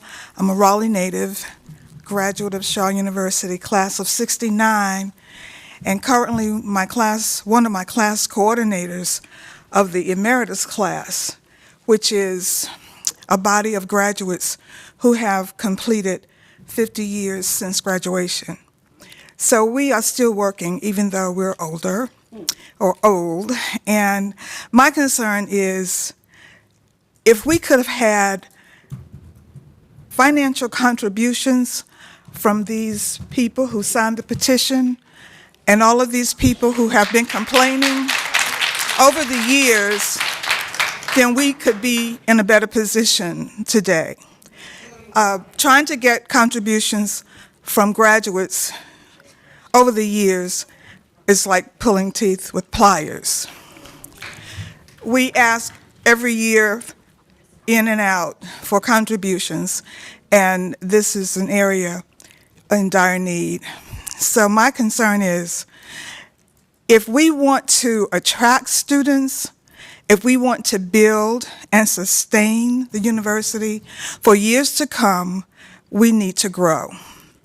And we need to have something here that will attract students so that we can continue to be competitive. So while my life is Shaw University, I started on the campus in high school. That was my after school. I lived on Bloodworth Street. It was easy to walk to. So we were probably out of place because we were in high school participating with Shaw students, but that has been our community forever, and we want it to continue to be here. And I do believe that we need to do more to support the university as opposed to tear it down. Thank you. I'm sorry, we are out of time. 2 more minutes, please. We are out of time at this time. We would require a motion from the Planning Commission at this time. New York. We've had 20 minutes of discussion. I'm sorry, we've had 40 minutes of discussion on this item so far. Is there a motion from the table 2 minutes, please. at this time? I'll make the motion for an additional 2 minutes. Thank you. Is there a second? Is there anyone in the public, one more person that would speak in favor, since we're talking about giving? But I just want to make sure that this is the last time that we. And is this in favor or in opposition? In opposition. Yes, ma'am. I was just curious. That motion, and then. My name is Sharon Brown. Well, then, in that case, so we have a motion and a second. Commissioner Haver, did you second the motion? CJ, Commissioner Mann did, yeah. Okay, and we have a motion and a second. All those in favor? Any opposed? That motion passes unanimously. We'll put 2 additional minutes on the clock for opposition, and followed by 2 minutes in support. Thank you. My name is Sharon Brown. I live in Brooklyn, New York. I flew down yesterday for this purpose. In terms of asking for money, I donate to the Metropolitan Opera, and I get calls daily, I get emails, I get everything. I get nothing from Shaw University except around homecoming time to join a gala or something like that. So if you don't ask not, and you will not get it. I know that's not the whatever, but anyway, I just want to know how many developers of African American descent were approached for this rezoning. On the first proposal, the images of the individuals around the campus, the new campus, didn't appear to be any images of people of African American descent. We were told that if each person in this room, if each person in this room got 5 students to come to Shaw University, we wouldn't be talking about being so poor. We should utilize, as Eugene said, what we have. And I have no problem whatsoever with this rezoning. However, it's how it is done. There's no transparency. It's embarrassing. I raise money. I'm in the New York Alumni chapter, and people are like, I'm not giving Shaw Jack. They can't even tell me X, Y, Z. That's the unfortunate part. There's no transparency. Let us know what's going on. I'll be on board. I develop myself. I'm building a 4-family building on my property. I paid $175,000 for it 20 years ago. It's worth $1.5 million today. I understand the value. We're not looking at the value. Shaw is worth over $1 billion in my estimation, but we're not treating it like that. We're acting like somebody's giving us something. No one's giving us anything. Thank you. Thank you. And now 2 minutes for those in favor. Are there any additional comments for those in favor? Okay, thank you. Then with that, we will bring this back to the table. Who would like to start us off? Yes. Thanks, Chair Miller.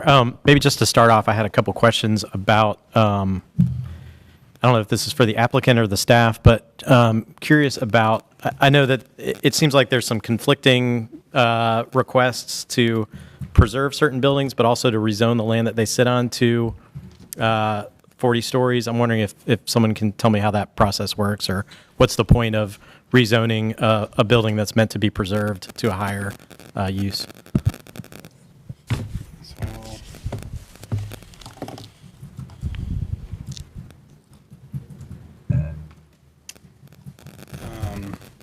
The districts themselves are for,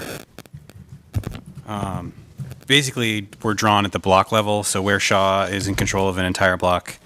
So if you count the land behind the Duke Center for the Performing Arts, certainly this entire block and this entire block, they do sort of draw the district lines at the street, not internal. The buildings themselves, if I go to that structure, are individual structures. So for instance, Tupper Memorial would stay, but the rest of the block would have the zoning district. So for that, whatever square footage, the footprint of that building would be as it is today. So it's definitely a much smaller portion of the overall acreage of the site. So like for instance, number 3 and number 4 are within a 30, but the entirety of the remainder of the block would be 30 stories, if that makes sense. Sure, that makes sense. I guess I'm curious in particular about 5 and 6, Leonard and Tyler. And maybe that's for the applicant. That's a question for the applicant, Right. if any more specific than that, yeah. It's, as Ira said, the zoning, the buildings have to remain in place, so you would have to build beside them or behind them. I think the good question on 5 and 6, there the site is more constrained in terms of development potential. That does happen to fall right within the core of the axial, Fayetteville Street, where it calls for the most height. And this is really looking long-term to the future, where there might be an opportunity to combine with what's currently city-owned property just to the west behind Memorial Auditorium. So there's a great, potential development site kind of behind Tyler and Leonard long-term. So that really is the reason for zoning it the way it is, given the fact we're committing to, preserving the buildings in place. Thank you. Commissioner Mann? I've got a question since Mac, you're up, about the historic preservation of buildings 1 and 2. You mentioned some history on building number 1, the Rogers Bagley Daniel Pigou House. Some divisive history. My question is, does the RHDC know this history that you spoke about? And has it been, have you had dialogue with them and talked about the hurtful history of that building? A couple points. One, we met originally with the RHDC and had a lot of discussion about the background behind the Prince Hall Historic Overlay District, how it got in place, Shaw's position on that. And we were asked to meet with a smaller committee, which we did in December. And in that meeting, we were asked specifically about buildings 1 and 2 to make it clear clearer in the condition language that they could either be stay in place or moved. It was a little bit, the language wasn't as clear as they wanted it, and we understood that would satisfy that issue. There was some discussion about the history of building number 1 in particular, but it wasn't a main focal point. As you may remember, the Josephus Daniels house was a landmark building, subject to a lot of discussion before that status was removed a couple of years ago, and that house was torn down. So, I mean, folks are more aware of the issues with Josephus Daniels, who was, I believe, the 3rd owner of this house after 2 Confederate officers owned it. And then, lastly, someone with Shaw, a connection to Shaw owned it at one time, much later. But again, we thought that we had resolved it in that meeting. We came back to the final RHDC meeting, and one of the 3 people we met with in the committee said they had thought about it further and had a long list of additional comments that are the ones that are in your report. So there, again, I think there was a little bit of discussion about it. We thought we had resolved it in that meeting, and then, we were asked to do a number of other things, including expanding the HOD onto campus that had never been discussed up until that point. Additional thoughts? Yeah, this is, well, if this were my property, I would have an issue with retaining this building with such a history on it. I know I'm trying to understand why we place so much emphasis on RHDC when they don't place emphasis on the community and the feelings of the past that may come up today that could be hurtful. So I am for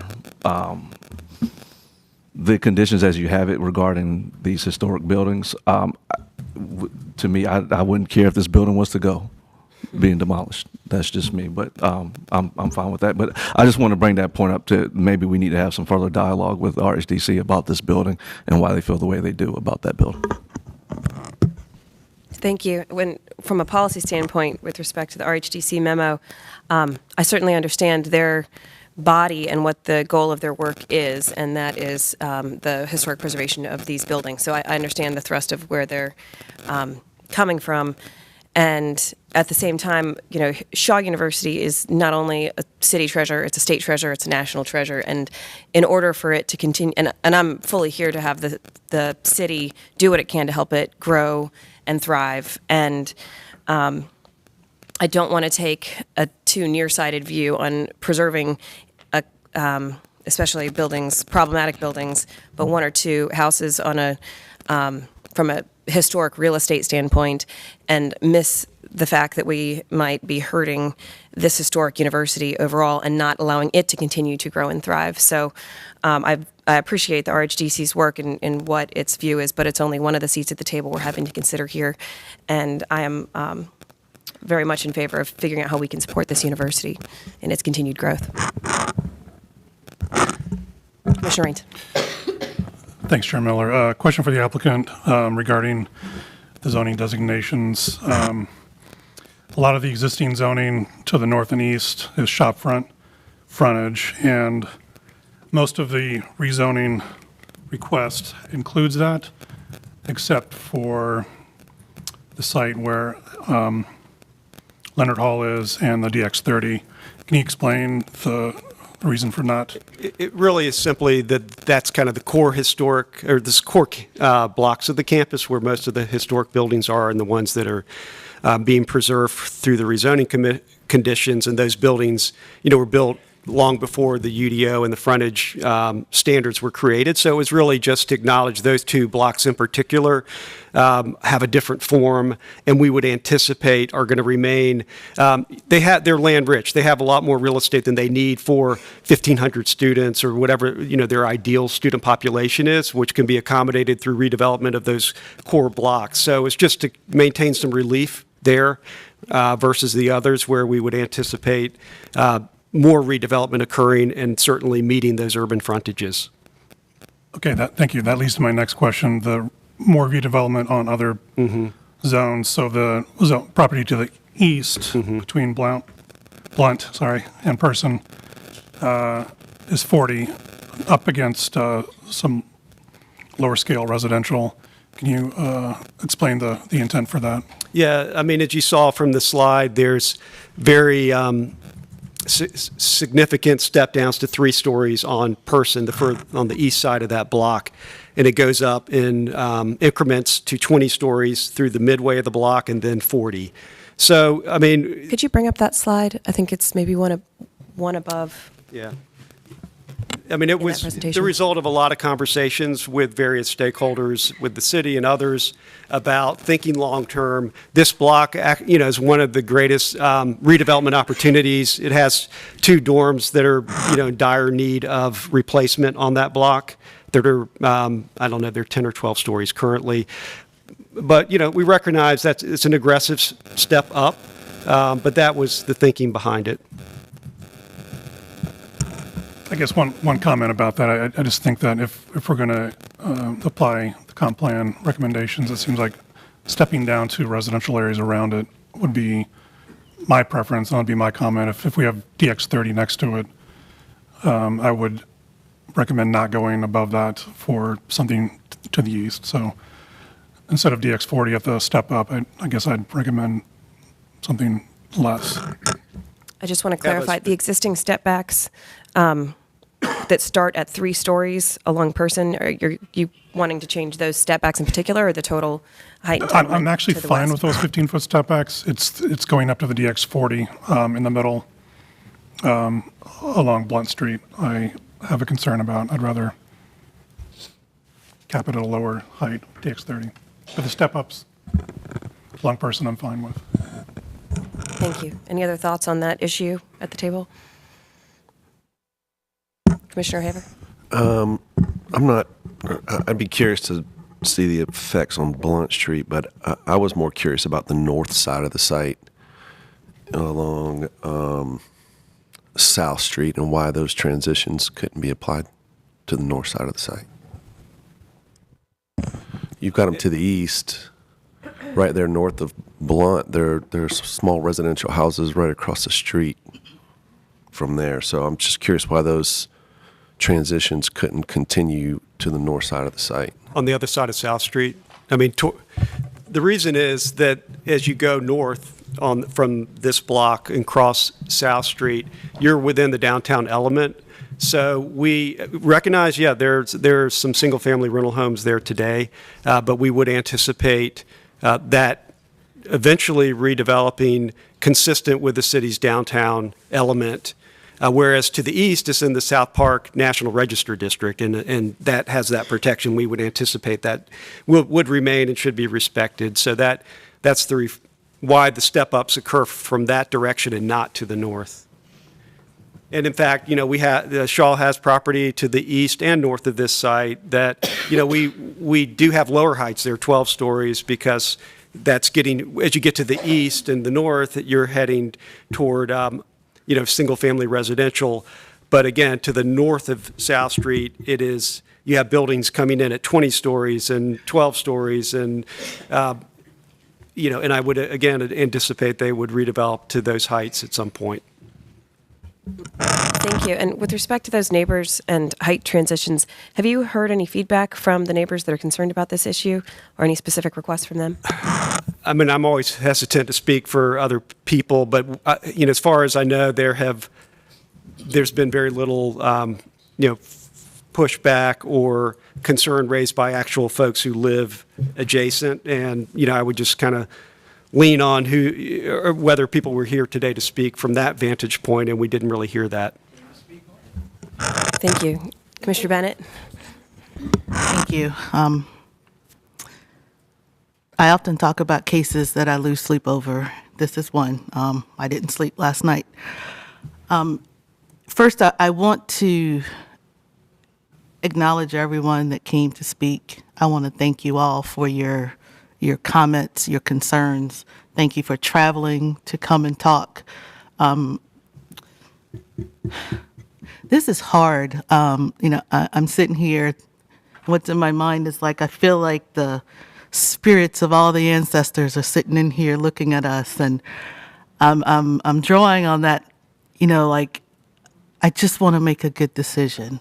I am all for an HBCU moving forward and thriving and coming to Raleigh, and I want to see innovative buildings, and I want Shaw to thrive. I'm not an alum, but that doesn't mean I don't want to see it prosper.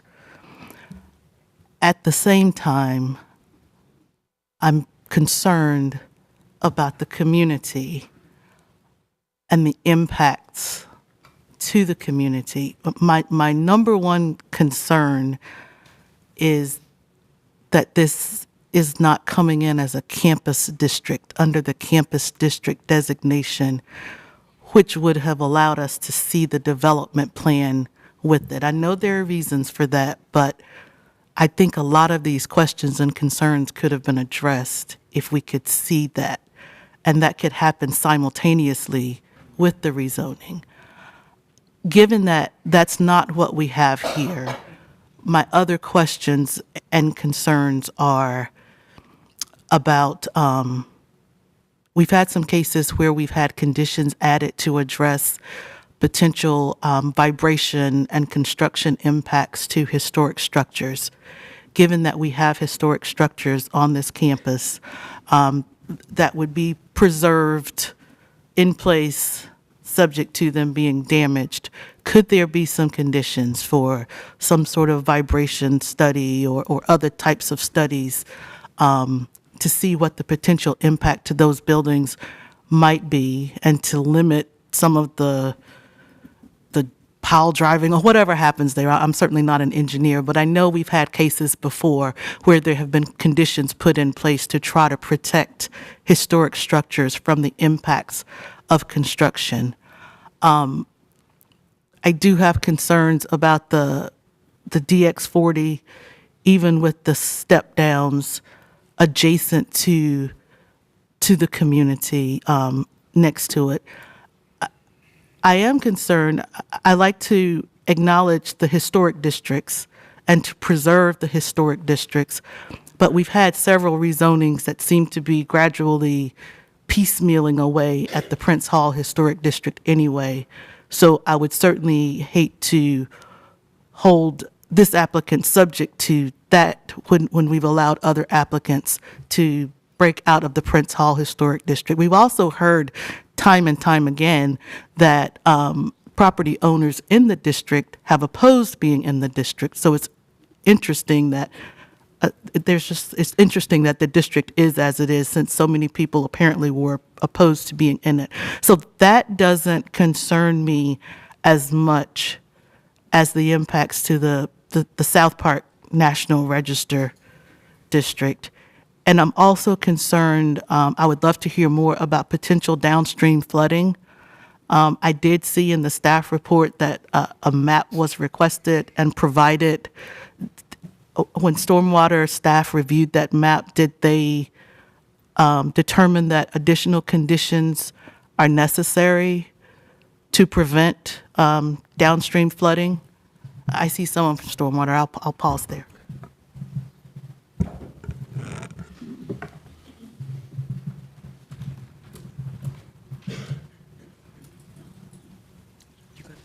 Thank you. We'll turn first to staff to answer the question about stormwater impacts. Thank you. Sally Hoyt, City Stormwater Division.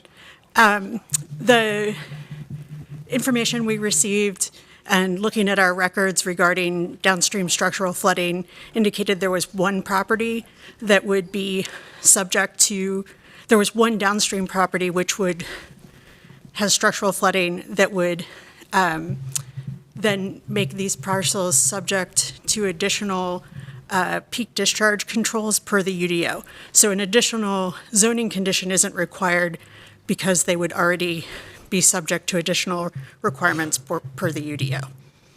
Does that address your question? Yes, thank you. And just a couple more things. Oh, I'm sorry, Dr. Dillard, did you have a response to? I thought I was going to respond to your concern regarding the preservation of the historical properties and whether or not a study should be done. And I wanted to make sure that the Planning Commission was aware that we've already commissioned a study of the historic campus and the building locations, because no one has been a better steward and caretaker of those buildings, because they represent the legacy on which we stand. And, you know, we have invested $2 million in grant funding just to keep those buildings in their current fine state. And so I think that we have been, you know, very cognizant of how valuable they are to us. And I, you know, do not intend that any of these recommendations are meant to in any way harm those buildings. So we are already engaging in a study to make sure that everything that we do, in essence, preserves those buildings. Thank you. I was going to say regarding, you know, who showed up to speak. Community engagement is a tricky thing. So I hesitate to say because someone isn't here at a 9 a.m. meeting that they don't care one way or the other about the project. I do recognize that we meet when people have to work. So it is possible that there could be residents adjacent to this proposal who are for and against, who might not be here today. So I try hard not to put a lot of stock in who shows up at the meeting. I do appreciate who has shown up, but I try not to look negatively upon who didn't show up. So I think that in a nutshell, those are my primary concerns. I wish this could be the campus district so we could see more detail. And I'm concerned about impacts to the adjacent neighborhood. Because now it feels like Shaw is part of the neighborhood. And I worry that with this rezoning, without knowing more details, Shaw is being absorbed into downtown, and that neighborhood is left there. I would hate to see the gentrifying effects of displacement happen in that adjacent neighborhood, and then we don't see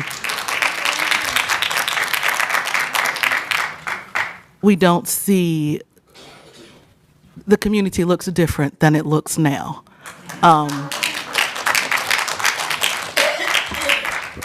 Thank you. Could the applicant respond to the questions, and more information about the history of why this is not a campus district, number one, and number two, if the study that's underway would address any construction impacts to historic structures? On the campus district, and you know, I addressed it a little bit earlier. I mean, I think there are a couple of aspects to it. One is that comment in the staff report and the future land use map really derives from a mapping that treats Shaw differently from other universities downtown. So I think that policy is in there for reasons that are not really fair in this instance. But to your question about whether the campus district, putting aside the future land use map, campus district is a special district that is there for institutions. It could be a hospital, it could be a university. When there's a need to get relief because it doesn't fall within the normal development metrics of another type of institution. And in this case, because it's downtown, we don't really need to get variances and special disposition from the city's UDO and the frontage, other than the things we talked about with the kind of the core campus by not having the urban frontage there. As to like the idea of wanting to see that vision up front, Don Pitts, you know, spoke about the process, and this is nothing new. I mean, many universities are following this approach right now. It's working, you know, extremely well as a way to generate great facilities for the students, to reinvigorate those campuses and generate revenue for the campuses. In this case, as we've said, we almost have 30 acres, 9 blocks of downtown. The university is not a large student population. Its activities are primarily congregated on 2 or 3 blocks, and with more density, there could be uses that are not specific necessarily. They could be a combination of private, commercial, along with an academic life science building. It could be commercial only through a long-term land lease that is generating revenue for the university. But as our advisors who work with universities are saying, we need to create the framework for this zoning before we have, and they're going to go through a master plan process.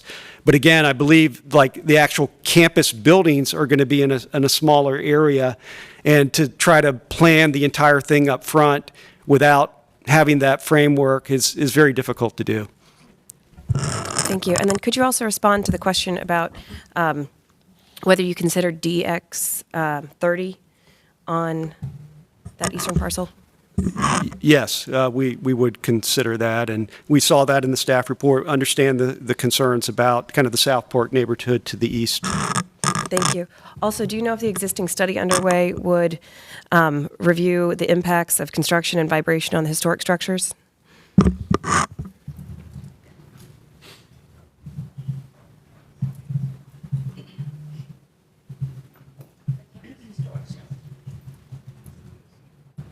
Kevin Sullivan, Shaw Real Estate. It would not. It's a grant from the National Trust for Historic Preservation that's looking at our historic campus structures for the history and is a stewardship plan. It's not a vibration study.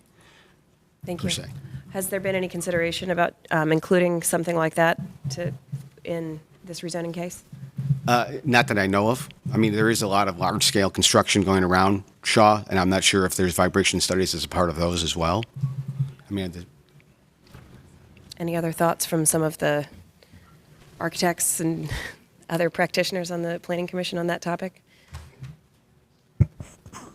I'm not an architect, but Yes. but I do recall there was a rezoning on Edenton Street, and there was a historic African American church adjacent to it, and we did discuss construction impacts, and the applicant added a condition to do a vibration study. I think we've had other cases where applicants have been adjacent to residential, and they were going to go up in height, and they were requested to do vibration studies, and those were done. So that's something that I would be interested in seeing. Thank you. Is that something the applicant would consider?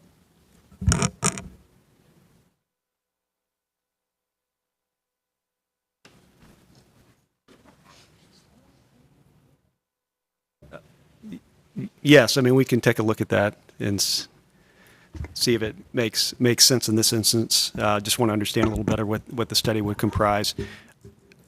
I do want to just add one point I omitted earlier about like the concern about Shaw being absorbed and somehow, changing the nature of the area. And I would just say, I mean, largely that's what's been happening in downtown Raleigh. And this path that we're pursuing now is a way to give Shaw control over the destiny and the character of this area. You heard about the Shaw U District. And I think that, goes to the same with the historic structures. They've been a good steward of those buildings. They, have applied for grants. They've got, $2 million and they're renovating these buildings right now. So, all they've been asking throughout this is to be treated through the zoning process like other applicants are being treated. And this is a mechanism and a good path for them to remain vital for the next 150 years. Thank you. So we have a total of 2 issues right now that the applicant might consider: changing the eastern tract along Person Street to DX30 and reviewing a vibration study. Are there any other issues that the Planning Commission would like to discuss? And I think the structural integrity and vibrational study that we're talking about is relevant to 4 buildings: ST, Tupper, Leonard, and Tyler. Any other comments? Commissioner Lampman, did you have something? For me, some of the depth of discussion might lend itself more to the committee of the whole, where we can get a little bit more detail on, for example, the campus designation. Like, why is Shaw University? How does Raleigh determine the campus districts?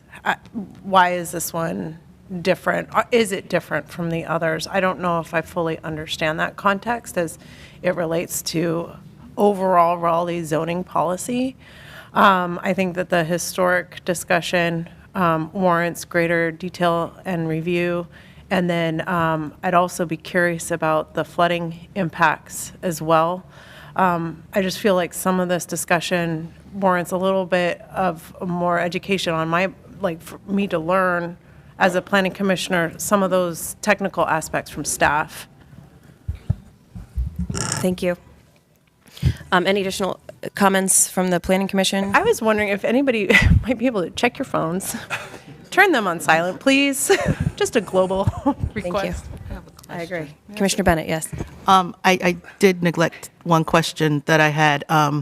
The commercial and residential that you're looking to attract under this plan, would that be exclusively for Shaw, or would that be open to the public as well? There are a myriad of different types of scenarios. So some could be open to the public, a commercial, a pharmacy, a grocer, another type of use that would be community serving. And then it could be in combination with student housing above it, or it could be a standalone. So those are all options, and there are models out there that you could see all of those types of developments. But ultimately, they're all done through land leases that benefit the student mission of the university. But is it possible that there would be people who aren't Shaw students living on the campus? I mean, when you say on the campus, there are 9 blocks, and so I can't predict like whether a block that's to the north and east would have residential development that is residents that are not all students, and the students are all accommodated in other buildings kind of in the core campus area. Okay, thank you. Thank you. Commissioner Elder? Nobody else has mentioned this, but it seems like a very stark difference on the southern border, and there's no talk of a step back there. Is there something, maybe that's something that I, to Commissioner Lightman's point, that I need to maybe understand a little bit more, but on the east side, it looks like some thought and care has been put into the step backs. On the southern border, on the most southern parcels, it looks like they have single-family residences across the street, and that is much more not in the kind of core downtown area. So I would just like to hear more or understand better, I guess, about why we would not consider, or whether or not the applicant would consider a step down in, facing the neighborhood. Yeah, I mean, the two things that were pointed out in the staff report were to the east, which we've discussed, and to the south, adjacent to Bledsoe. And the applicant would consider looking at that, but in addition to the 30 stories in the block between Person and Blunt, as well as some step downs on the very southern edge of that parcel. Step down to the south. Okay. Commissioner Raines, yes. Sorry, one last question for the applicant regarding the intended use. Reminded me of the comment in the staff report about potentially applying some conditions that restrict hours of operation for those retail, restaurant, bar uses that could be adjacent to South Park neighborhoods. Would the applicant be amenable to adding some restrictions on hours if those were to be used? Can you just elaborate a little bit more on the specific use, bar, nightclub? But yes, I understand that. Any others that? Yeah, so this application would allow for a bar nightclub to be put in this DX district adjacent to residential areas. So I guess the comment from the staff was it would be more in line with the comp plan if the applicant would apply restricted hours for those uses. Yes. Thank you. Thank you. All right, so the list of comments that I have is considering that eastern tract along Person, changing it to DX30, and reviewing step downs or step backs on the south side of that same tract. Looking at a vibration study and also looking at hours, restricted hours for certain uses adjacent to residential buildings. Any other specific changes or conditions that the applicant might consider? No additional considerations. I would just like to say that I support the additional items that we've asked them to look at. I think generally, again, I'm going to commission the best I can my inner Miss Bennett, because I appreciate her comments and look up to her sitting up here. I do appreciate everyone that's come out. I understand that there's a lot of feelings and emotions that are attached to this. I think generally this is a great thing for Shaw. I've seen this happen in lots of other parts of the country. I've been involved in some of those myself. Certainly understand some of the concerns about neighborhoods changing. My neighborhood's changing. I live downtown. If you drive up and down those streets, that neighborhood's changing. It's changing. It's happening. So I would love to see Shaw get in a position where they can take advantage of the asset that they have and continue to be a great part of our community. So generally, I'm in favor. I think there are some additional conditions that I appreciate the applicant being willing to look at. And I hope we see this thing move forward, and I look forward to seeing Shaw growing and being an integral part of our community. Thank you, Commissioner Haver. I'd like to add, too, I know that Commissioner Lampman mentioned for next time that she wanted some better understanding of the city's policy around campus districts, and also seeking a better understanding as to why new Shaw development would be subject to additional stormwater retention and what the impacts of that would mean with respect to downstream flooding. I know we had some feedback from staff about that today. As opposed to sending this to committee, if they could provide additional detail or maybe reach out to you beforehand, and if we come back at the next Planning Commission meeting and there are still open questions with respect to either of those items, we can certainly talk more about those at that time. Any other questions or comments from the commissioners? Okay, then without objection, I'm going to hold that item at the table with those additional open items. That was deferred to the March 28th meeting, was that? February, sorry. We're going to defer this one to the February 28th meeting? Just asking. Okay. Okay. Yes. So 2 weeks is enough. Thank you. These are, and someone Okay. left their glasses also. With that, we're moving to the next item. Thank you, everyone, for attending and for speaking at this important rezoning hearing. With that, we are moving to rezoning case Z7922, 6119 Corporate Ridge Road. I'll wait for just a moment for the room to settle.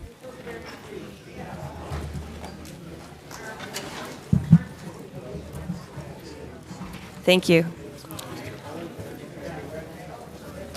This rezoning case is a case to rezone approximately 4.05 acres. If everyone could please try to hold their voices to a minimum as they leave, I'd appreciate it. Thank you.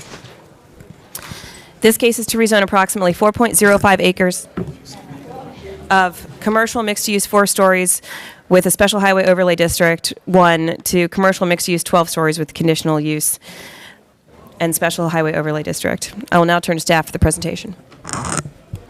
Good morning. So this is case Z7922. 2 properties with addresses on Corporate Ridge Road and Hillsborough Street. You can see the surrounding zoning here, predominantly mixed use in this area. The closest residential area is south of Hillsborough Street near Bashford Road. Larger context, this is west of downtown. The site is right next to I-40. You can see Chapel Hill Road and Hillsborough Street. Zoom in, you can see this property has a small frontage on Corporate Ridge Road. It's located right at the end. It's sort of a flag lot shaped parcel. And you can see it backs up to I-40 and the interchange with Chapel Hill Drive, sort of to the north. And so this is the view, one view from a public right-of-way of the site. The property boundary is roughly this side, and then the rest of the parcel is sort of behind the Wingate building you see. There are two proposed conditions. The first prohibits some uses, including vehicle repair and pawn shop and gas station.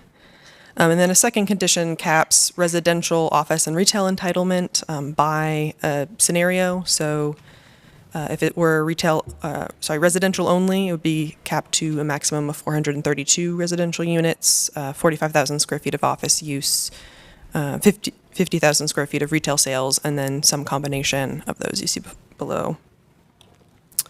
And so those conditions are really capping the entitlement and affecting the change in entitlement. You see a little bit of an increase in retail sales use permitted on the site, a significant decrease in office use that's permitted on the site, and a significant increase in residential units that are permitted. And then the change in maximum building height going from 4 stories to 12 stories. The change in overlay district, the special highway overlay district, currently it's SHOD 1, and the request would be for SHOD 2. The difference there is that SHOD 1 has in the overlay a cap on building height of 5 feet. So in order to build taller than that, that's not possible under SHOD 1. And that doesn't exist under SHOD 2. And then the required protective yards along that highway are smaller in SHOD 2. So this site has a lower walk, transit, and bike score than the citywide average, but it is proximate to a number of places of employment. Is not considered within walking distance of a bus stop. The closest is over half a mile away and has hourly service. And the request would add to the number of housing units permitted on the site, permit a variety of housing types, but again is not within walking distance of transit, doesn't include any guaranteed subsidized units. From a demographic land use analysis, the main point that stands out is that the median rent in this area has grown twice as fast as the citywide average. Future land use map designation on this site is community mixed use. So CX aligns with that. The context for this is core transit. It is located in a large mixed use center on the urban form map. And so that recommends a maximum of 12 stories. And so it is in line with that guidance. Urban form map designation, there's Parkway Corridor along I-40, and then this is a large city growth center that covers much of the Arena Blue Ridge area. That designation would recommend an urban or hybrid frontage, although it does acknowledge that certain site constraints might necessitate a different approach. This request doesn't include an urban frontage, and an urban or hybrid frontage would, as a reminder, be bringing buildings closer to the public street and limiting or prohibiting parking from locating in front of a building. Since the site has such a small frontage on Corporate Ridge Road, it might be challenging to build an outcome that's not really desirable, not the intent of that guidance. So for that reason, the staff report designates this as neither consistent nor inconsistent with that urban form guidance. And so the request is consistent overall with the comprehensive plan, including with the future land use map. Some consistent policies here are really about the mix of uses that is permitted, and then policy forested buffers, while the request does choose a different version of the SHOD overlay that would reduce the size of that buffer area, it would still be required under the requested district. And then the one point of inconsistency here is just that the surrounding zoning, the requested zoning would permit much taller buildings than that currently exist in the surrounding area. And that concludes staff presentation. Your deadline for action is in April, and I can answer any questions you have. Thank you. I'll now turn this over to the applicant and those in favor for a total of 10 minutes to speak.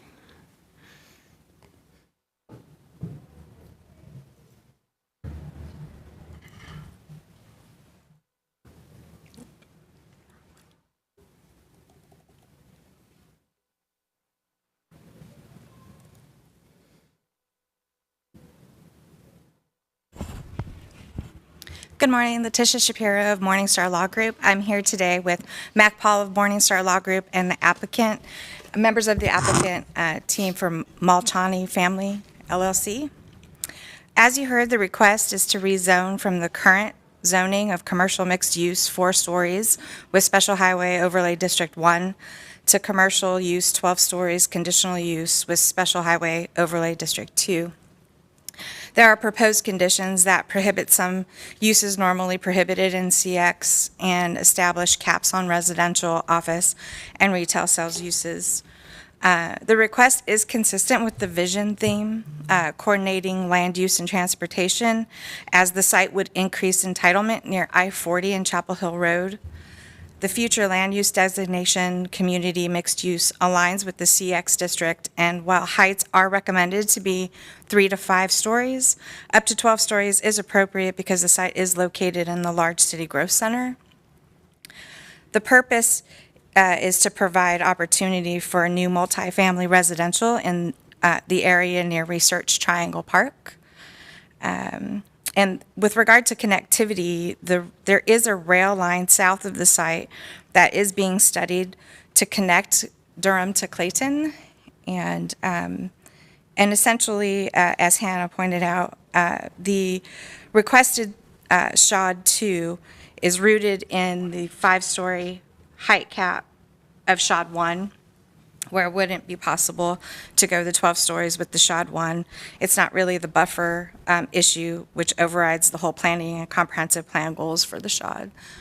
So that's all we have. That's our request in a nutshell, but I do have Mac and the applicant here if you have any questions.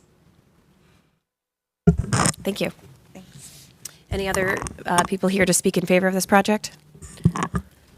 Then we're moving to the opposition. Is anybody here, would anybody here like to speak in opposition to this project? Seeing none, we'll bring it back to the table. Any additional comments or thoughts from the Planning Commission? Chairman Miller, I have a question for the applicant. 2 questions. One, the SHOD 1 to 2. Could you go in a little bit more detail of that request? Are you saying it's not feasible if SHOD 1 was required? And the second question is related to connectivity. Would the applicant consider a zoning condition that would require a sidewalk connection to the existing sidewalk infrastructure? Let me just answer the SHOD. I mean, the real issue with the SHOD is simply there's a height restriction in the SHOD 1 of, I think, 5 stories, which would totally negate kind of the other policies in the comprehensive plan of this location. So it's really, but the buffer is not, I don't believe, an issue. There are other elements to it about signage and things like that. Most of those carry over to the SHOD 2. SHOD 2 just has, I think, a 25-foot buffer versus 50-foot, but it's really the height limit in the SHOD 1. Would the applicant consider keeping the 50-foot buffer and maintaining a SHOD 2? Hi, my name is Pradeep Sharma. The 50-foot, there's already a tree, say 50-foot, so I don't think we can move that. One of the reasons we wanted to go to SHOD 1 is that if the tree conservation down the road felt that that tree conservation could be moved in the back, then there may be potential of, having, because the size, if you look at the shape of the lot, it's jigsaw shape. It's very hard to fit a building anyways. So there's a lot of waste on the corners. So even though if you allow SHOD 2 to become SHOD 1, it doesn't materially change the buffer requirement that we have for 50 feet for the tree conservation.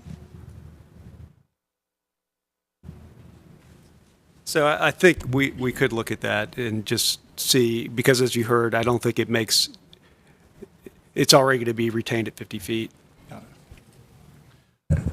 Could you respond to the question about connectivity, adding the sidewalk? And on that last one, I just wanted to clarify. You said you would look at that. Did you want to, or do we feel like that issue is resolved? Or is this coming back for a second meeting? So this is a almost 20-year-old map. Before we move to that question, I just wanted to verify, Mac Paul said that they were going to review the Special Highway Overlay District. I just wanted to clarify if that's something that we need to come back to another meeting for, or if that's Okay, yeah, I mean, I think because of the TCA, we're going to have to maintain that 50 feet, but if the Planning Commission wants that to be handled in addition to the TCA requirement by committing to a standard of SHOD 1 as like a double sort of layer for that buffer, I mean, I think we could look at doing that, but that's why, you know, we didn't have it in there as a condition because of the TCA. Thank you. Yep. Okay, sorry. And now we're moving on to the sidewalk question. So just to give you a context, if you see the map on the screen, so since 2006-7 timeframe, we've been developing this subdivision from all the way on the right. You can draw on it. This is the Sheetz gas station with the car wash. There's a McDonald's here. There's a O'Reilly's here. And this has been redeveloped as a home to that we control and manage. And this is the Wingate Hotel that we control and manage. So there is, and we widened the streets. We've done a lot of work, you know, deceleration lanes, building a sewer pump station, a lot of those improvements. And if you see this road that goes, this is Corporate Ridge Road.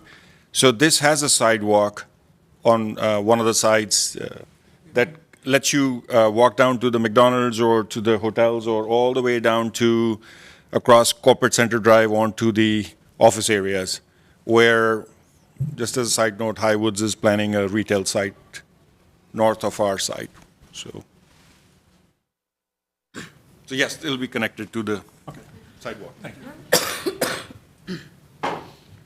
Thank you. Any other questions or comments from the commissioners? Commissioner Bennett. The staff report noted that there could be traffic congestion because of this being a dead-end street. Is that congestion to the point of concern? This might be for Jason or the applicant. So we had hired Stantec to do trip generation in accordance with what the city, I guess, permits.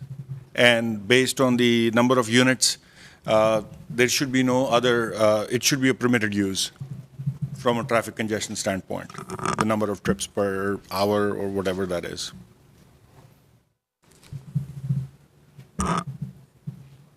Did staff have an additional comment on that? Thank you. Yeah. Excuse me. Jason Myers in Transportation. That was a part of Hannah's portion, the staff portion, is identifying that a lot of density in a dead-end street is kind of by definition a potential for a risk for that.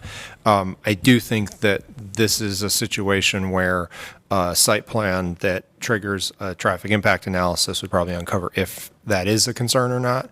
And depending on what is applied for, that may be something that's required at site plan, both given the site context of a site very near to an interchange, which is one thing in the street design manual that triggers TIAs in addition to just whatever the delta of a new development might be. Thank you. Any other questions or comments from the commission? Well, in that case, without objection, I'm going to hold this item at the table to allow for the applicant to consider additional condition with respect to the Special Highway Overlay District buffers. Moving on to the next item, we have case E. Is that for the February 28th meeting? Okay, thank you. Moving on to the next item, item E3, rezoning case Z8622, 5308 Falls of the Noose Road. This case is to rezone approximately 0.46 acres from R4 to OX3, parking limited, conditional use. I'll now turn to staff for a presentation. Thank you, Madam Chair. This proposal is for R4 to OX3. The applicant has applied for the parking limited frontage. There is one condition on the case. As you note here, the zoning in the area is predominantly residential. However, there are some institutional uses along Falls of the Noose to the north of the site, as you will see in a forthcoming aerial. And there's a large area of residential mixed use to the south of the site.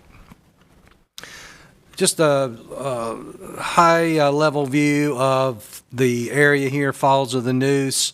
The intersection with Millbrook Road is to the south, where the Quail Corner Shopping Center is located. The site is flanked on both sides by low-scale residential, but as I mentioned, there is the area of moderate-scale residential to the south and those institutional uses to the north along the road. And here's a closer view showing the site. It is bordered by a bank, a church, and then a church and school to the north. Some street views of Falls of the Noose looking north and south at the site, and some streetscape views from the residential areas along Ivy Lane and Beechwood at Birch, and also of the Quail Ridge Road Apartments and the Falls of the Noose Millbrook intersection. The current zoning would permit a maximum of 4 residential units. The proposed zoning would enable entitled 22 units with the addition of some office and retail space at this location. It scores very well on our transportation and energy analysis. The site is served by transit, Route 2, and it scores well in our affordability analysis as well. Slightly higher population of people of color and low-income groups than the city average, and you see the age indicator there, and median gross rents have increased at a lower rate than the city average. The zoning request for OX3 is consistent with the future land use map designation of office and residential mixed use. And the proposal with the parking limited frontage brings it into consistency with the urban form map and designation as a transit emphasis corridor. Consistent with the comprehensive plan, with the future land use map, and with urban form. Several of the consistent policies shown here, particularly corridor development, and then capitalizing on transit access. And other key policies here, it is consistent with frontage. There are no inconsistent policies with this proposal. No outstanding issues, and your deadline for action is April 15th. That concludes my presentation. The applicant is here to answer any questions. Thank you. Thank you. I'll now provide 10 minutes for the applicant and those in favor to speak.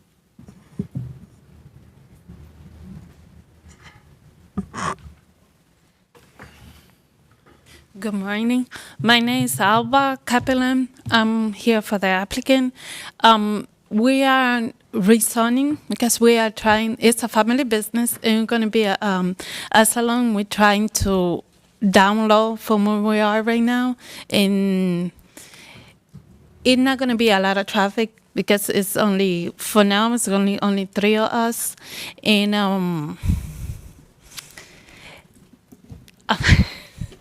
I'm sorry. And we have enough space, like limited space for the parking lot for our client, and the amount of hours is not gonna exist, let's say, more than 8 or 10 o'clock at night. And that's our proposal for the rezoning. Thank you. Is anyone else here signed up, or would anyone else here like to speak in favor of this? Okay, now then we'll open it up to the opposition. Is anybody here to speak in opposition to this project? Okay, seeing none, I'll bring it back to the table. Any questions or comments from the commissioners? I have a comment, Chair Miller. I commend the applicant on adding the stormwater condition. I think that's a great benefit to this project. There's a bank and a church on either side of it, so I generally support this application. Thank you. Any other questions, comments? With that, I can entertain a motion. I'll move to recommend adoption the proposed consistency statement dated February 14th, 2023, contained in the agenda materials, and recommend approval of this zoning amendment for case Z8622. Thank you. We have a motion. Do we have a second? Second. We have a motion and a second. All those in favor, please raise your hand. Any opposed? That motion passes unanimously. Excuse me.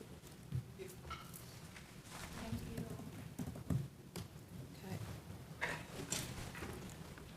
I will note the time. It's 11:51. I know Commissioner Rains has to leave at 12 o'clock. Does anyone else have a hard stop at 12 exactly?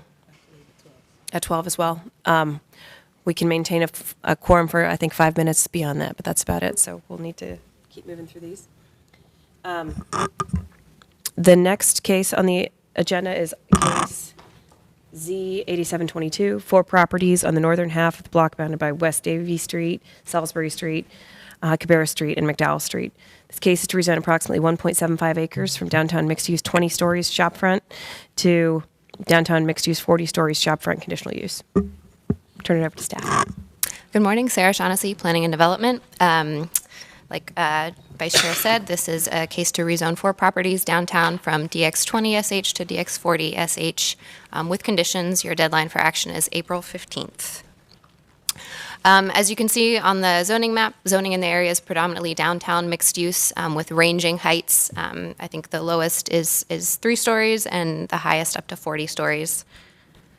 An aerial of the site, so right next to City Plaza, just north of Raleigh Convention Center, very close to Union Station, as well as Go Raleigh Station and city parks in downtown.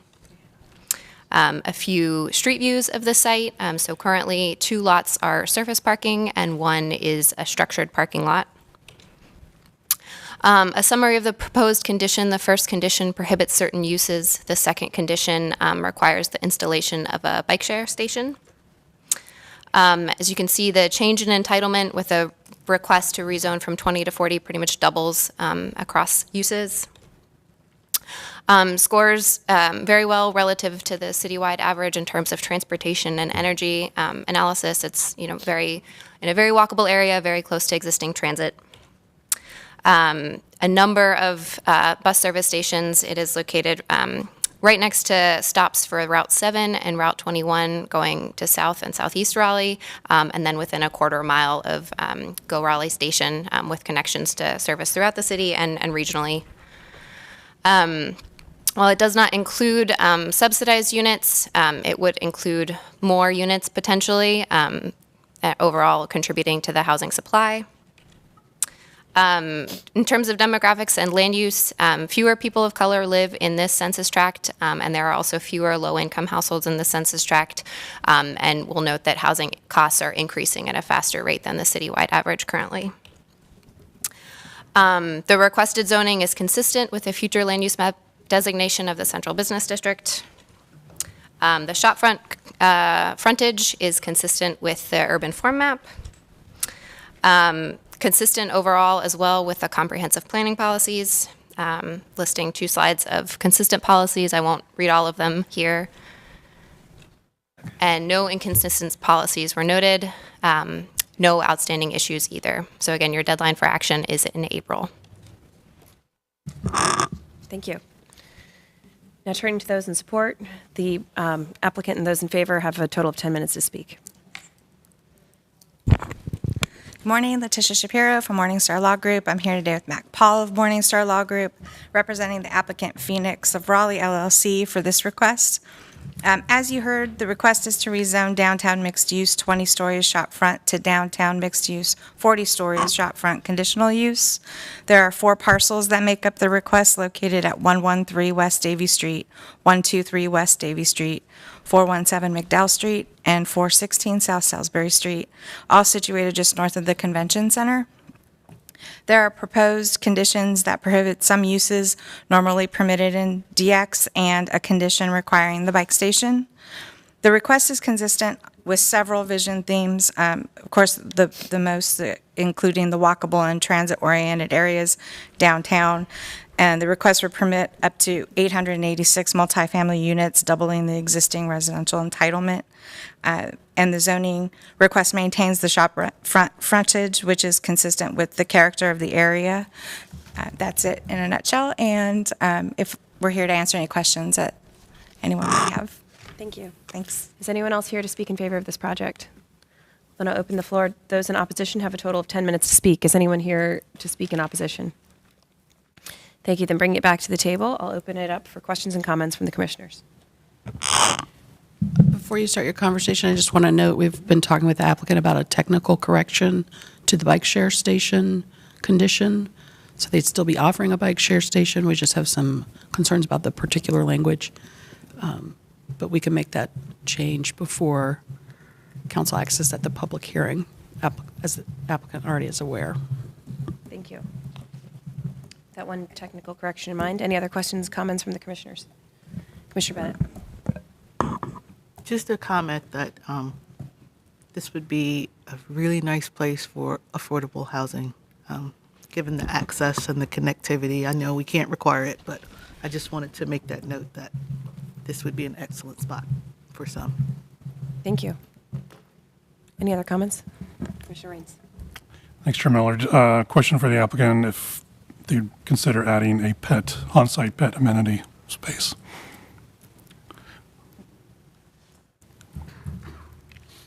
We have not at this time. So you won't consider it or adding that as a condition? Can you tell us whether, I mean, this has been a subject of a lot of conversation downtown, obviously a huge need with pets, and you may remember the same owner has the News and Observer site, and and that was a general use case, a lot of conversation about dogs and pets and waste stations, and I think that prompted some other debate on other projects. So is there any standard, anything that the city has come up yet with to say, the distribution or otherwise how that should be handled in the downtown area? I'd have to direct that question to staff. I don't know if there's a square footage requirement or percentage or. I defer to staff as well. I am not aware of that, but we can certainly look into that, or maybe Bynum has more clarity than I do. I think Parks flagged this in their comments. Is that? Yeah, Parks had requested to provide either public art or a public open space amenity. They did not specify a pet area specifically in their comments. Yeah, we typically see that with the taller height request. We saw that in a case on Glenwood Avenue not too long ago. I think they're pretty consistent. That suggestion from Parks is tied to policy in the comprehensive plan, just where they're looking to enhance the public realm and people's enjoyment of it. So if we added a condition that required some X number of square feet for public space, that would be considered. We've seen conditions similar to that from Morningstar on previous cases. Yep. Okay. But that's at their discretion. Sure. Yeah. So I guess would you consider allocating some public space for this property? Could you just, I'm sorry, I missed the last part of that. Specifically for pets? No, I guess it would be considered public space for any type of use, but at least it could be pet, could be just public space for public access. Okay, maybe staff can help just in terms of like the urban standard now for outdoor amenity area. And I mean, there's still, I think 50% has to be on the ground level with adjacency to the public realm. But I just want to make sure I'm clear on the latest as far as like what you're asking for that's not met by that standard and whether we can do above and beyond. Yeah, I don't know. We'd be happy. Yeah, we'd be happy to sit and talk with the applicant about that. Sure. I think, is it still Bynum? I think part of the issue is the way that it's measured and calculated, that it's not necessarily contiguous. So like they're little small strips of area that aren't really usable by the public that are considered part of the open space. So it seems like even if some of it was reduced for a smaller parcel, but that it was contiguous so that it actually created some meaningful public realm, I think could be something that could be considered. I think it should be considered for the parcel size as well, because you understand the complexity of developing it, but I do think that there's some opportunity to enhance what the requirements are. So is that still the way it reads? Yeah, okay. Thank you. Is that something that the applicant would consider reviewing before the next meeting? Yes. Okay. Thank you. Any other questions, comments from the commissioners? I had a question for applicant or staff, whoever could answer this. Is this parking deck that's under consideration in the rezoning parcel publicly available parking? That's my understanding. The owner also owns the Truist, or the old BB&T building, just across from that parking deck. So I guess the question for staff would be, is there any consideration of the impact on public parking availability for the area? We had not assessed that. There is ample public parking in other locations in downtown, and since the city does not have a parking minimum requirement anymore, that wasn't included in our analysis. Any other comments from transportation wanted to weigh in? Just was standing up in case I was needed. I'm not sure I understood the question. But if Sarah did and you understood her answer, then maybe I should sit down. I was just wondering if it had been under consideration. My understanding is that our parking management team considers street parking and the publicly available deck parking when looking at transportation and parking availability downtown. And I didn't know if this loss of publicly available parking would impact perhaps access to the convention center or other large events downtown that require a lot of parking. I understand the concern. I think that the parking team's concern is that new parking that is installed with the development in downtown particularly is open to the public and participates in the market. And that whatever the market price for parking is and helps drive the availability, and that's their concern, is to utilize the market. What they are concerned about is if, for instance, a residential project goes up and there's a garage that's only available to the residents, then they found that those spaces tend to be underutilized and also underpriced at the same time, and that ends up creating some kind of difficulties in the downtown parking market. So the sort of conditions we had in the previous case about making sure that parking is open to the public is the sort of thing that we might be interested in, but we have not evaluated the question of if there were parking lost here, is there a concern about that? Okay, is there anything in city code or the development standards that would require shared parking in downtown if construction of a new lot for? I do not believe so, because there are very little regulations of parking in the code at this point. Thank you. Thank you. Any other questions, comments from commissioners? Okay. Yes, Commissioner Elder. Just with a view to consistency, it feels like when we're doing other 40-story rezonings, we have asked the applicant to consider public art and some of the other, what were the two suggestions from Parks? Public art and is the open space it was public open space and public art. Okay. Okay, so maybe we have that covered. I just wanted. I think that's what Mr. Raines was raising. Gotcha. Yeah. I'm sorry. Missed that connection. Okay, I'm good. And I would like to know if the applicant would consider a condition for shared parking for off hours with the construction of a parking deck. I'll talk to the owner. I suspect no, but we'll look at it. Thanks. Thank you. Any other issues to consider for next time? Then without objection, I'm going to hold this case until the February 28th meeting, and for the applicant to consider bike amenities, off-hour shared parking, and potentially other public art or open space. That's all right. Anything else? Okay, I think that'll do it. There's one additional item on the agenda today, but I think we are not getting to that. We don't have the time to get to that before we lose the quorum. So without objection, I'll defer that case to the next meeting. Moving on to the approval of the minutes. Does anyone have a motion with respect to the Planning Commission meeting minutes? Move to approve the minutes from the last Planning Commission meeting. Thank you. We have a motion. We have a second. We have a motion is second. All those in favor, please raise your hand. Any opposed? That motion passes unanimously. I'll also go ahead to move to approve the Committee of the Whole minutes that are Thank you. sitting And a there next second? on the agenda. And a second. All those in favor? Any opposed? That motion passes unanimously. Now, moving on to a report from the chair. Just want to say thank you for being patient with me today. I have new technology and I'm losing my voice on top of being new at all of this. Thank you for that today. Moving on to the next item, the report from the members. Any members have any reports today? Okay. Moving on to the report from the Assistant Director. I wanted to just highlight for you, we are anticipating changes to parking in R&B and how that is paid and validated. It's in my report in your agenda, but I am expecting that to happen quite possibly before our next meeting. And validation would happen either likely via kiosk outside of in the lobby here. As soon as I have more details, I will be happy to share those with you. But I just wanted to just help you get ready for some change so that when it does happen, you are not surprised.